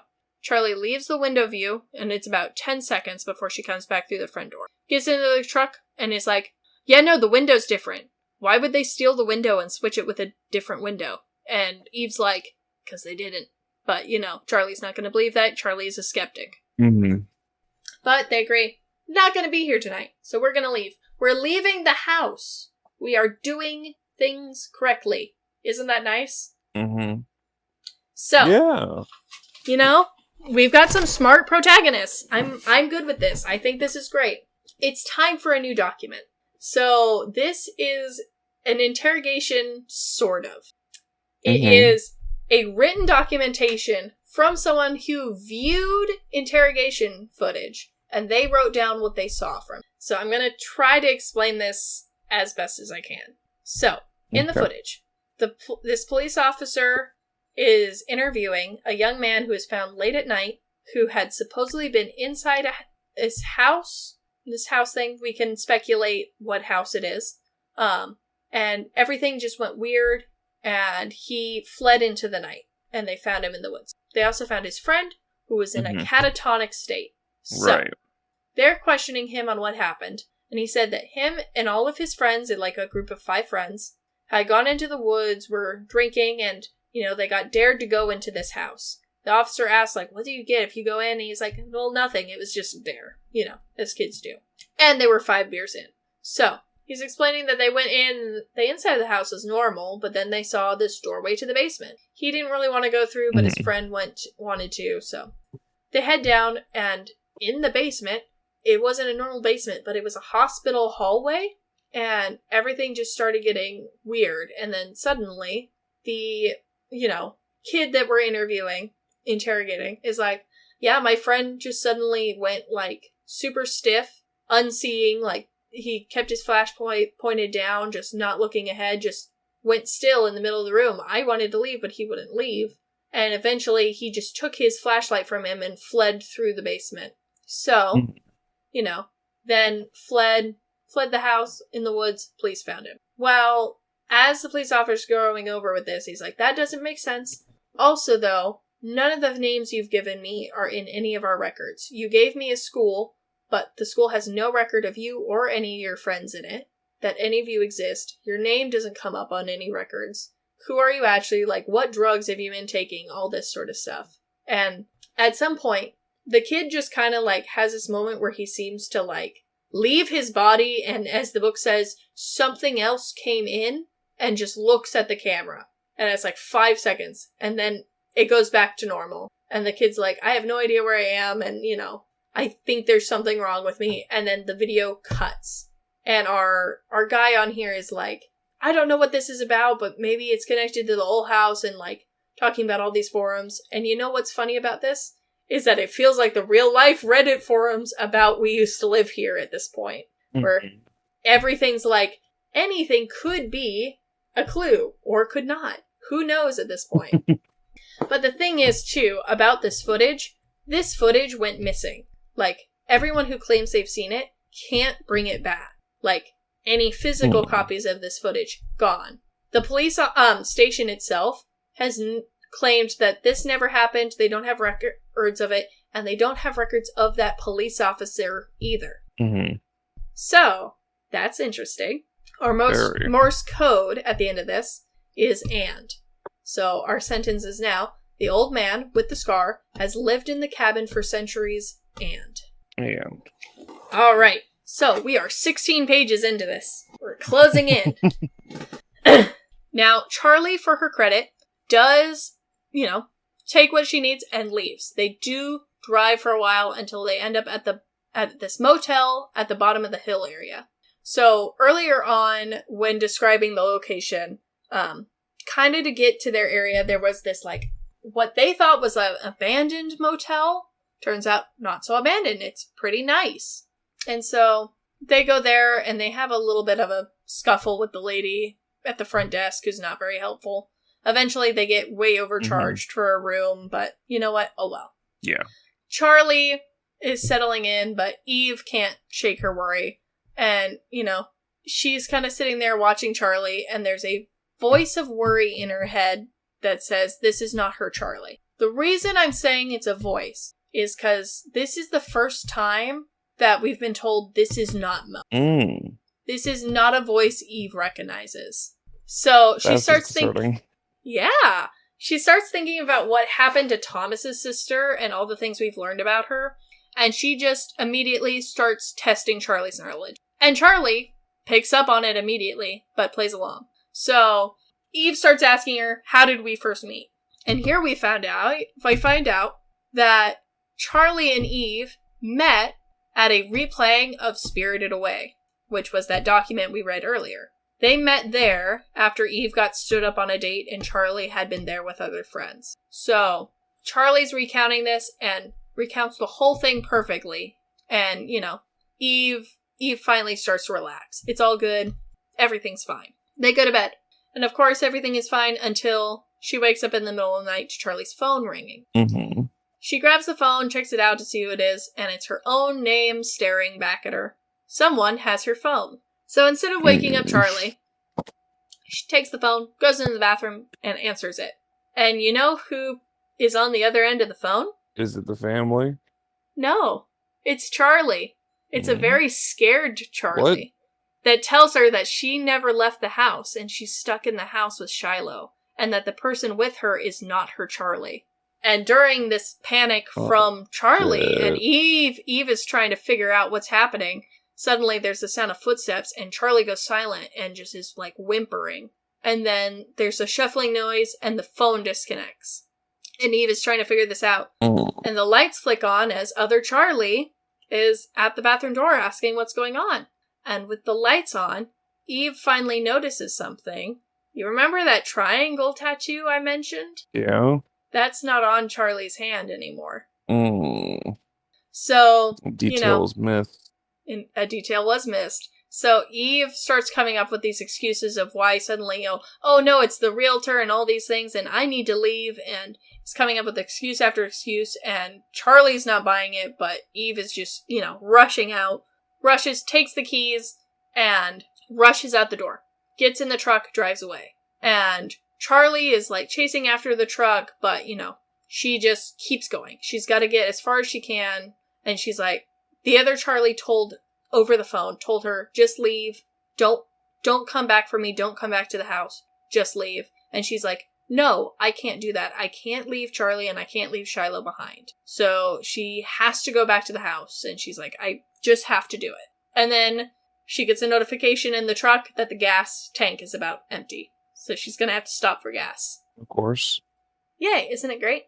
So, new text document. It's really funny here. Okay, so for half of the time that I was doing this, I switched over from typing everything out to using the word text to speech to text, and I tried to say I can't even say the name of it. You know the inkblot test? I can't think of it. Test? Yes. So every time I try to say it, it just autocorrected it to Roy Shark.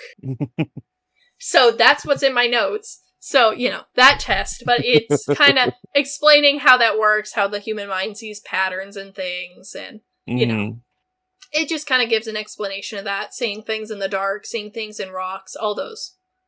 Wonder why this is being brought up. Anyways, the new Morse code is goes.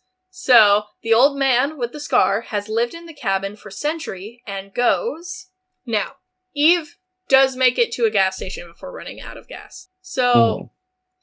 she's like, okay, whatever, I'll just get gas really quick. She gets ready to pay, and it's a cash-only place. Of course it is. So she's able to, like, So there's no search cash. around. Yeah, she searches around the car, finds, like, $9 in cash with, like, some bills, some coins. Goes inside to pay. Mm-hmm. You know, and she's already feeling paranoid. She doesn't have shoes on. She's just in socks, all that sort of stuff. Goes out to pay, drops the money, of course drops a coin. It rolls, and it rolls to the foot of a state trooper. Yay, police. Police are involved now. And of course she's already, you know, feeling paranoid and such. And she's like, oh, sorry, let me just grab that. Okay, bye. Quickly goes out, fills the car with gas. Okay, we're good. She leaves. Don't need to worry about it. Just gotta go, you know, see. And right as she's going up, the state trooper pulls up behind her in his truck. And she gets pulled over. Honestly, this is a bit more suspense building. It doesn't go too much anywhere other than just giving you this police officer and kind of giving you a description of him. Okay. You know, he does the usual, like, have you been drinking? Have you been doing drugs? Are you on medication? Have you slept? And, you know, eventually, he's like, okay, you're good to go. Just go home, get some sleep.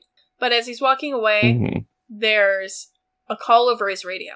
And it's really broken up, so he's trying to, like, motion her to wait while he tries to get it working. But she can pick up enough that it sounds like they're talking about a runaway. And she's like, oh, it's probably about me. Charlie, fake Charlie, probably put in a call about her. And then that same voice from before, the not Mo, is saying how they're gonna take her to an asylum and she'll never, like, escape, and she's gonna die in an asylum. And she's flooring it before she can even think about it. Driving up the road, she's barely making it. She's going super fast down the road, and suddenly there's a child in the middle of the road. She slams on the brakes, spins out, manages to not hit them, but it's the same child she saw earlier. Child standing off in, like, one of the embankments, runs at the car, then veers off into the woods. And Eve is like, I don't care. I'm gonna go find Charlie. I'm gonna leave. Not my circus, not my monkeys. Right. So it's another document, and this time we're talking about Norwegian psychiatry. And so it's a psychiatrist in Norway who got removed from his field due to his take on his patient's condition. So, you know that condition where you're convinced someone in your life has been replaced with an exact copy? It's, like, super rare, but this happens to people. So he had a patient like that, but the psychiatrist, after working with this patient, is kind of convinced, no, you're right, they have been replaced. Which, of course, didn't help the patient and led to him getting removed from his position. So there's still not a lot of information here, but if you look at the bottom of the documents, there is notes scribbled in Norwegian that you have to translate yourself when you read the book. Okay. And when you translate it, it says that when the person filing these notes contacted the hospital, the doctor mentioned in this document they have no record of him working there. So does that sound familiar yet? Yeah. A lot of weird things. So, the Morse code at the end of this is bye. So, the old man with the scar has lived in the cabin for centuries and goes by. So, I hope you're ready for the intensity to go up, because that's what we're getting this chapter. So, we get into the house, and, you know, Eve's looking around, she's calling out for Charlie, and honestly, everything upstairs, or in the just regular part of the house, seems normal, till she walks into the kitchen. The kitchen is set, the table's set for, like, 6 people, which, you know, is not how it was left, and while she's looking at it, she realizes there's a slender figure sitting at the table. It's a shadowy figure, like the one she saw in the basement, you know, stock still, and she startles, makes a noise, and it startles, and runs away. Great. Lovely. She's just gotta find Charlie and Shiloh, and she's out of here. So, she's like, I just gotta go through, she's looking through, she's calling out, not getting anything, and then she's looking around and notices upstairs, Allison's room, which was previously closed, is now opened. She goes towards it, calling out for Charlie. And she's hit by a wave of awful stink, like maggots and rotting corpse. Yeah. So she opens the door. It's a bad sign. It's a bad sign. The woman from the attic! She's in the room, and we can kind of assume it's Allison. And she's holding a hammer! Yay! And she's telling Eve, you need to hide, you need to hide. So Eve bolts out of the room and is like, I'm out of here, let's go. front door's locked from the outside, and she can't open it. And she goes to the windows, and suddenly, all the windows have bars on them. She can't get through any of the windows. She goes to the back door. The back door is locked. All this time, from upstairs, she can hear Allison counting down from 15. So this is a game of hide and seek. The only room that's open is the basement. And with like 2 seconds left, she's like, well, I gotta just bite this bullet, and she goes down into the basement. She doesn't have a flashlight, so she's going in blind. And as she's going, she starts to notice weird things as she's shifting around and trying to, like, walk around things. Like, there's a wheelchair down here suddenly. Why is there a wheelchair? Why is there a bunch of, like, hospital sort of feeling to it? This sounding familiar yet? Yeah. But, so she's going down the corridor, and she ends up going through that gap that Jenny went through earlier. If you remember that when Jenny was hiding in the basement. So she shimmies her way through there, gets in, and then she notices that there's a olive green door at the end of the hallway. And she's like, well, I can't stop now, and just goes through it. And in this room, there is an oil lantern and a bunch of paintings. The oil lantern's already lit, so she kind of grabs it, and she's looking over the paintings, and they're all paintings of the house in different, like, states of decay and regular and being built and different styles. And there is one of Thomas and his family when he was younger, with, you know, a man that looks almost identical to Thomas, a woman that looks just right out of a nunnery, a very upset-looking little girl with green eyes, and a boy that has to be Thomas. And as she's looking, she notices that Thomas on this painting looks off, and she goes to touch it, and she realizes that it's a completely different type of paint. Like, it's a cheap acrylic paint over top. And she's like, that's weird. And she's going through, and she starts finding photographs in all this stuff. And it's a completely different take on this family with Allison. So it's a dad with a bunch of tattoos, and a mom who's clearly very into, like, metal bands. And the dad appears to be from a metal band, and it's things for a band called Ring of Eyes. And we're seeing all these photos of a very clearly happy Allison and this family, and there's someone missing. There's no Thomas in any of these photos. So for this family, Thomas never existed. And as we're looking and we're seeing stuff about this band, we realize that the symbol Allison kept carving into the woods was the band logo of her father. So that Ring of Eyes was mentioned earlier in a document, which was that weird the little punk band, little ad from earlier. Yeah, that was this band. So we know it existed. So then she finds a note, and we can assume from Allison, and it just says, not to believe these people. They are not your parents. They're not the same people. Don't listen to the name they've given to you. That's not your name. Your name is Allison. And it goes on to say that Thomas has been stuck here since before the house existed, before the trees were planted, and that she needs to get him to show his true face, either by scaring him or making him angry, and when he shows it, then she needs to strike. So yeah, Eve is a bit creeped out by all this. Alright. Yeah! Understandably. Yeah. So she keeps going, walks through another doorway, and enters what is clearly a hospital hallway. And at first, she sees Mo. And not like the last time where it was just a similar monkey. This is actually her Mo. She is super confused and picks it up, looks it over, and it's like, it's, you know, roughed up in the way that hers was. She picks it up, looks at it, and then keeps going forward. And then she sees Charlie. But this Charlie looks like she's been here for centuries, with, like, corpse-like skin, and her clothes are all tattered, and she's just standing there, not breathing, not reacting. And she's surrounded by ants. You remember the ants? Yeah, it's about to get weird. How do you feel about bug horror? Not great. You about to be creeped out a little bit? Because all the ants are going to swarm onto Charlie and into Charlie through every crevice. And I'm not going to detail it like the book does because it's gross but really well done. And suddenly, once all the ants are inside Charlie, Charlie is alive and good to go. And she's freaking out that Eve's here and keeps saying that she shouldn't be here yet. Yeah, that's a weird sentence. And she's freaking out and says, she's almost here, you need to hide, and flees. And Eve then, of course, catches the scent of the rotting flesh and then sees the lady at the end of the hallway. So she books it and drops the lantern. And she looks back and can see the, Lady Allison walking through, not caring, and the lantern has caught the whole floor on fire. And so, yep, it's okay. Does this sound familiar? Yeah. Yeah. Are we in Rhode Island? So, she keeps going. She finds another room, and it's the room with the wardrobe in it. Remember that wardrobe?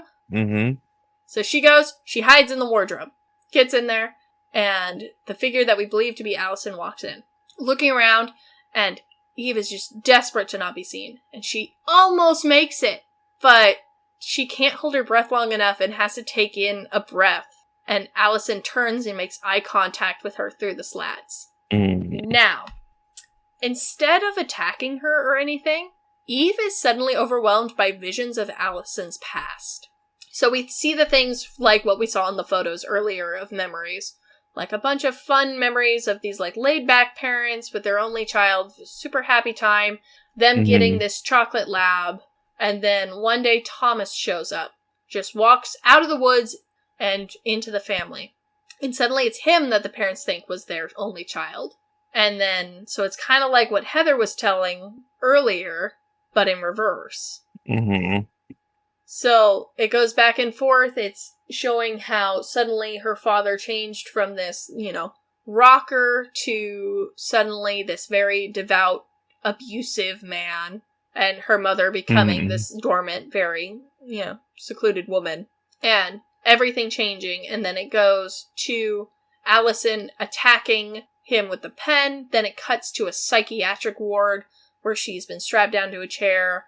And she's just screaming, "No, my name is Allison," over and over. And it's gut-wrenching because you know that this kid just went through awful and awful things. And it, comes back and Eve is still maintaining eye contact with Allison. And suddenly, instead of the fear that she'd been feeling, she's overwhelmed with this pity and this, understanding. And Allison just kind of looks at her and then sits the hammer down in the center of the floor and walks out of the room and shuts the door. And Eve just kind of sits there for a little bit, trying to collect her thoughts. But as she's sitting there, she hears footsteps again, but not skittery footsteps like before, heavy footfalls and very, sure footfalls. And Thomas enters the room and looks around. But he's younger. And not like little boy Thomas, but young man Thomas. And he sees the hammer on the ground after looking around, gets confused why it's there, picks it up, and puts it back on the wall on the, that little cork board hang-up thing that we saw earlier, where all the tools are now back. And he leaves, and Eve gives it a few minutes, and then gets out and is like, "I need to find Charlie and Shiloh, and we need to get out of here." But Mo is back in her mind and says, "Do you want to go unarmed into this?" And she's like, "Nah." So she grabs the hammer and leaves the room. So, continuing, we don't have another document yet. She's in the basement, and it's the normal basement. Except newer. It's better taken care of, it seems more freshly built. And she can hear people walking around upstairs and going about their day. Not rushed or anything, no one's worried. And she makes her way upstairs. Leaves the basement. And she goes around and she peeks into the kitchen. Or peeks towards the kitchen, really. She doesn't look in. And she can hear Thomas and his family. And that they're looking for someone. And Paige tells Thomas that he should go back into the basement and see if she can find wherever she is. We don't know who she is at this point. He's like, "Okay, whatever, I'll go do it." And then Eve is like, "Whoop," and she retreats back into the foyer, trying to find a way out. The door is still locked from the outside. Windows are still barred, and she's trying to find a way when her arm gets grabbed, and it's Thomas. And he's frustrated at her and angry at her, and "What are you doing here? Why do you have the hammer?" But he keeps calling her Emma. And if you remember at the beginning of the book, Jenny called her Emma. So, he keeps going on and is like, she's trying to understand, and he's like, Emma, you're my sister. I'm more than happy to take care of you. But I don't want to send you back to the ward, but if you keep scaring us and scaring the children, it's going to have to happen. We need you to just understand that. Are you taking your meds? All these things. And Eve's just like, I need to just play along and see if I can find a way out. Okay, yes, I'm sorry. I just grabbed this because I wanted to hang up paintings. And he's like, well, come back to dinner. Weird, okay? So, we have a new document this time. And it's an obituary for Allison's father, Elijah Faust. Everything in this obituary confirms the things from Alice's memories. So, the guitar, the metal band, his wife. It even says he was survived by his daughter, Allison. So, again, this contradicts what Thomas has said and the other people in this area. The Morse code at the bottom of the page reads many. So our Morse code now is the old man with the scar has lived in the cabin for centuries and goes by many. And we are closing in on the end. Thomas brings Eve to the table. Go ahead. I don't just, predicting what's going on here is many names, right? Maybe. It might be. We're not at that Morse code piece yet. All right. All right.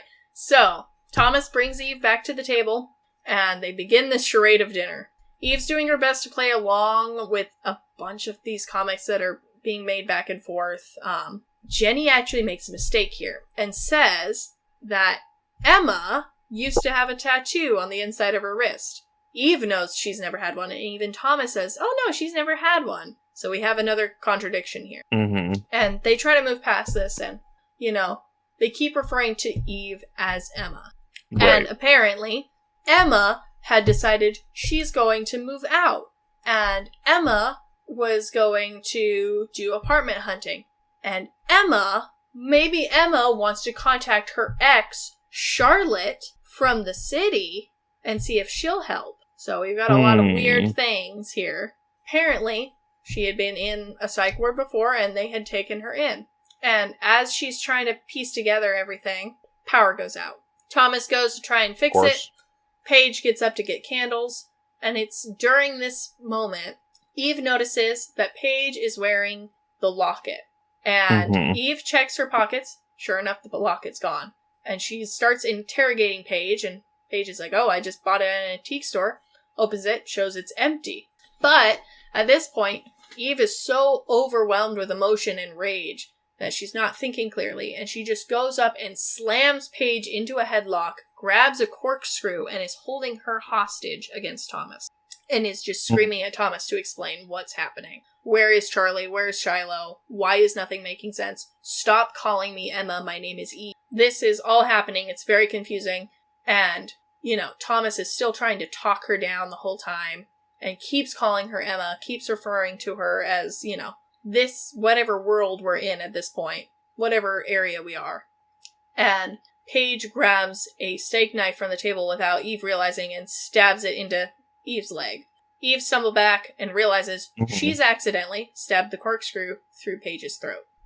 Thomas goes to cradle his wife, call the police, try to save her, and Eve's like, I'm out of here. She runs, she re-grabs the hammer, and she's trying to pry open the front door, and she can hear Thomas screaming after her, so she is unsuccessful at the front door, runs back upstairs, ends up back in Allison's room, and when she gets in there, she sees a young Allison holding a green pen, just sobbing in the corner, saying how sorry she is. And then the vision of Allison is gone, and Thomas enters, and there's a physical confrontation of the two fighting. And he keeps talking, and, how could you do this? We took you in. And eventually, just back and forth, and Eve manages to get the upper hand, and she swings the claw side down into his jaw, and just tears up a chunk of his face. And she goes to swing down again, but she can't kill him. It's not in her. And she turns to leave, and he calls out her full real name that we've heard once before in the book. And that immediately is like, it wasn't Emma. He didn't call her Emma. He called her Eve Palmer. And so she's just freaking out. She goes up to the attic because she knows there was the window in the attic. Goes up there. It's still there. And she's like, oh man, okay. And she gets mostly through the window before Thomas is back dragging her back in by her foot. And Thomas is now screaming things that are... He's saying how he's been here before the light of day was created, before the trees were ever planted, before the house was built. And eventually, while they're struggling in this fight, Eve manages to grab the tire chains and smack him upside the head and knock him dizzy, and then get the chains, wrap them around his throat, and she begins to choke him out. And she's trying to get the information of where Charlie is when police show up. One of the officers is the one that pulled her over earlier. So, they tackle her to the ground, carry her out, and she's being escorted out, and she's so confused, and she looks in the distance in the snow as she's being carried away to an ambulance and police cruiser, and she can see Allison again. But this time she's not skeletal, and she's still in the hospital gown, but now she's healthy looking and vibrant, and she looks guilty and sad, and flees into the woods afterwards. And Eve is loaded up into a police cruiser, driven away. We have a new document. This one appears to be a true crime show, like an episode of a true crime show, talking about what just happened with Eve. It does continue to refer to her as Emma Faust throughout it. And the police officer interviewing her is the same police officer mentioned during one of the last documents, the one with the video that I mentioned, where it's the kid. Yeah. So same police officer is mentioned here. And it's back and forth of Eve trying to say, there's evidence in the house that I'm not where I'm supposed to be. This isn't real. And they keep going, we sent forensics in. Everything is normal. Nothing that you're saying is making any sense. And they also tell her, Thomas survived, but Paige didn't. There's a back and forth, and eventually it just ends where she's been locked up in a psych ward prison in Washington. And that she couldn't be charged because of a plea for insanity. And we do get our last Morse code, and you were correct, as it is names. So the old man with the scar has lived in the cabin for centuries and goes by many names. And here we cut forward in time a little. And we're seeing Eve, who still believes in her own story. Which is good, as far as we know. No one believes her, and she's currently in this psych ward in Washington. Apparently, they've tried to do follow-ups with stuff, and they've called this area's Charlie with no luck. Like, yes, according to this Charlie, they called their exes. This Charlie doesn't even go by Charlie, they go by Charlotte. They called the people that she claimed to be her parents, but they claim they never had children. So it's a bunch of back and forths of Eve, whether she can even trust what she believes. But she's been gathering evidence in the form of documents. I personally take this to be the documents we've been reading throughout this book. Probably. So, she has a visitor, and it's Thomas. So, very cautious about it, and he's talking about everything and trying to be like, oh, I forgive you for all this, and, all these things, and Eve's just not buying it. She's, doing her best to look as calm as possible to try and get out of this psych ward. And then he says, before he leaves, that he has something for her from Charlie. And he hands her the locket with the last known photo of Eve Palmer. And we have one final document. And it's a post about someone's missing partner. The person states that their partner went missing, and they had returned to their house after going out, only to find it boarded up as if it was abandoned. Their partner was nowhere in sight, and their dog they later did find just roaming the mountain. But every bit of evidence that she had initially of her partner has ceased to exist. There's nothing, and everyone she contacts says they never exist. But she knows that she exists, and she's looking for any evidence and any help that she could find. And we can assume that this person is Charlie. And that's where the book ends. So, questions? This is some circular, it exists because it does kind of shit. A little bit. So, this was the book that when I read it with Elliot, he got really mad at the ending because he felt like, well, what was that? There's no ending. And I was like, yeah, welcome to cosmic horror. With the stuff that I was reading before, there is a lot of theories that alternate dimension sort of thing, and that every time Eve entered the basement, she went into a different dimension. So That if we go sounds off of realistic. that, It was like, we never met the real Charlie. that's possible, but and then what lends to that is the don't forget which house you're in. Mm-hmm. So like that definitely lends the idea that there are multiple houses, whether that be across dimensions or if it's across time. Because like if things already existed in like one place, but they didn't exist yet at another point in the story. Mm-hmm.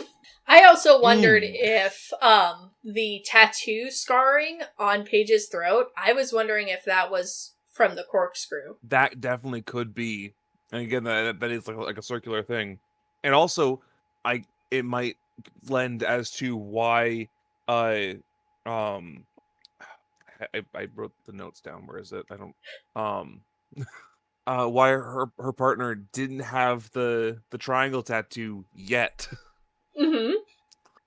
Because like that's the thing is like other than like that weird demon creature, all the doppelgangers in quotes like Mm-hmm. didn't seem to be like hostile in any way.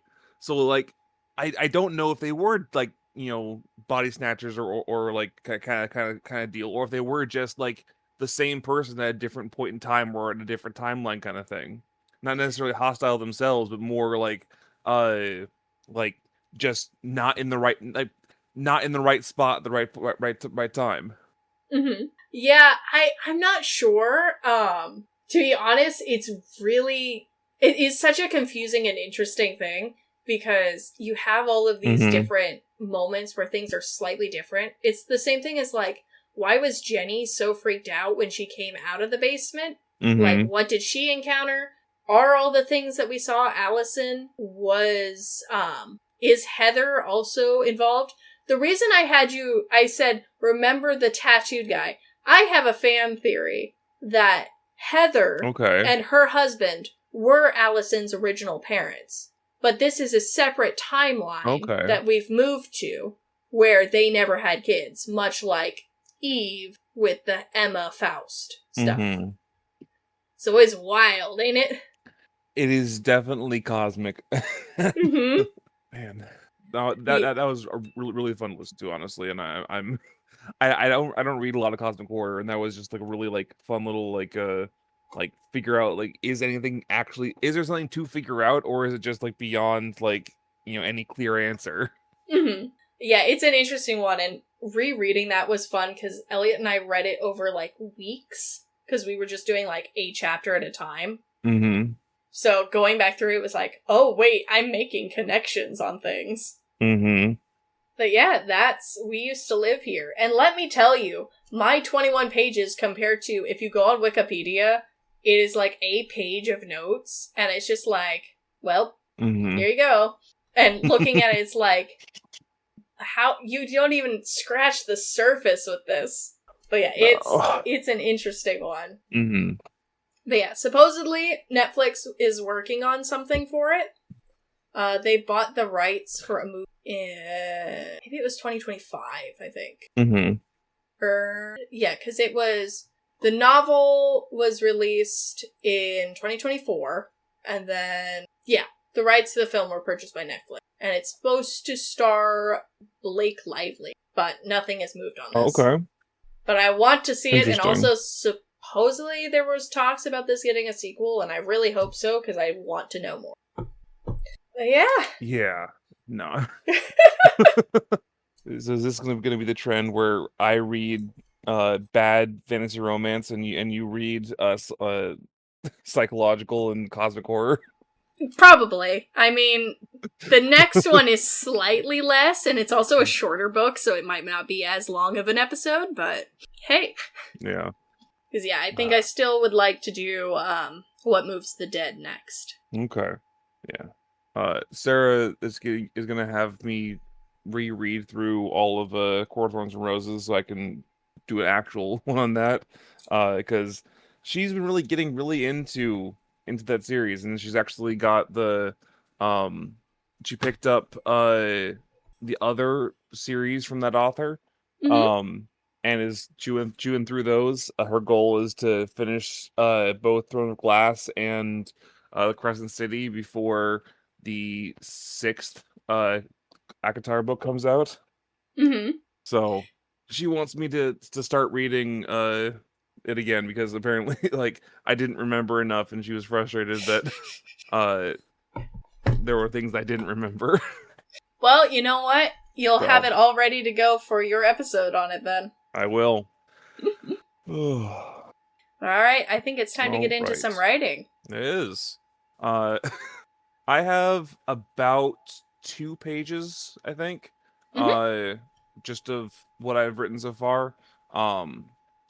It's kind of just meant to be like a a jump start into the story, and like I haven't plotted out more a lot, but I'm kind of want to just get a feel for like what the setting's gonna feel like, and so I am definitely interested to get some feedback on this. Um, Definitely. Alright. but if you're ready, I'll jump right in. Mm-hmm. All right, get into my reading voice. All right.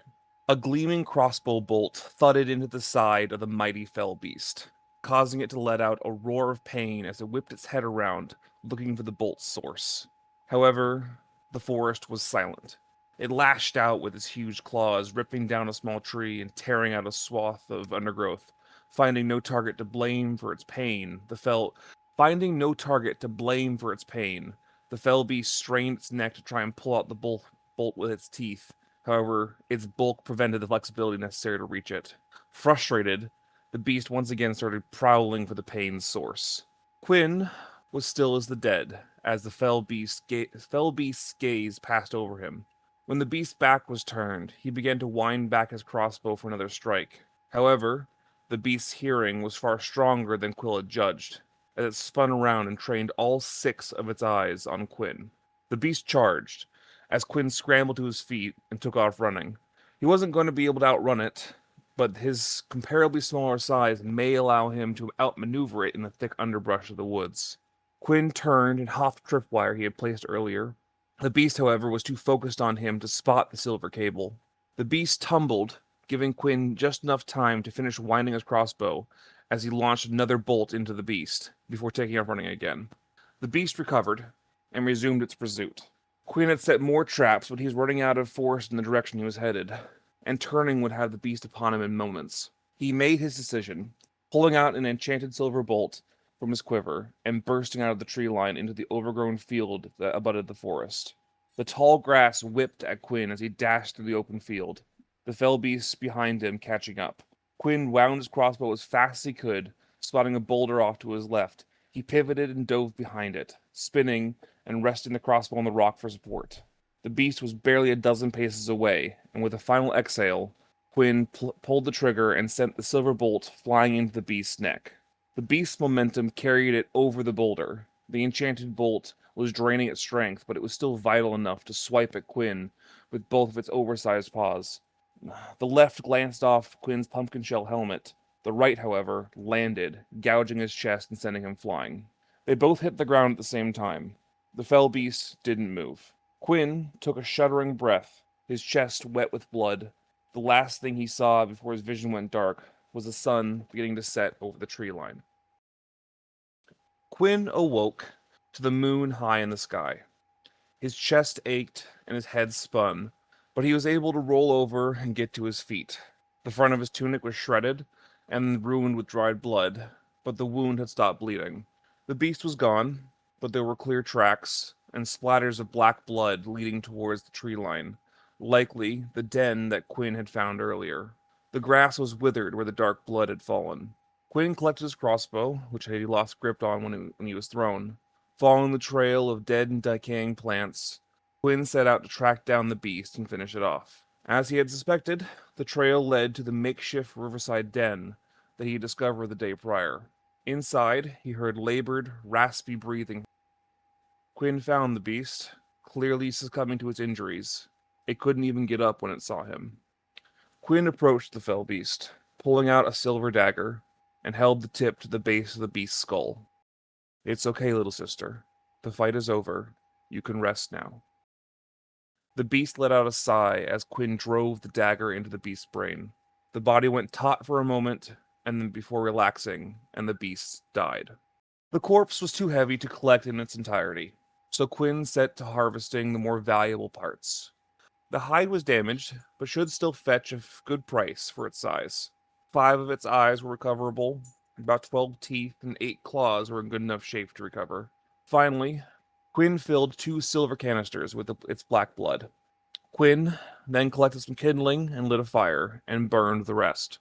If another creature were to find and eat the fell beast's flesh, it would become corrupted and potentially turn into a fell beast itself. The smokeless pyre lit the trees with a pure white light as the moon began to set. Quinn took off his tunic to clean his chest wound, revealing layer upon layer of scar tissue. As usual, the wound was already scarring. Using river water, he cleaned the dried blood off himself, as much as he could off the shredded tunic. He then pulled out a sewing kit and a couple pieces of dried fruit. Clearing his mind, reciting a short prayer, Quinn summoned a small, wispy orb into his hand. "Hello, grandmother." With the other hand, Quinn presented the dried fruit to the wisp. It jumped into his other hand, the fruit burning up, leaving no smoke or ash. "My tunic is ruined. Could you fix it, please?" The wisp considered for a moment before diving into the sewing kit. Quinn watched the needles and thread come to life and set to repairing the tunic. Quinn turned to tend the fire. And that's where I've gotten to. Nice! Honestly, that sounds really good. It's very visual. I really liked that. I'm really shooting for that, yeah. I will say, I wasn't sure if you misspoke or if you accidentally typed it. You did call Quinn Quill at one point. Oh, I might have. So I think that was a misspoke. I was gonna say my own fault.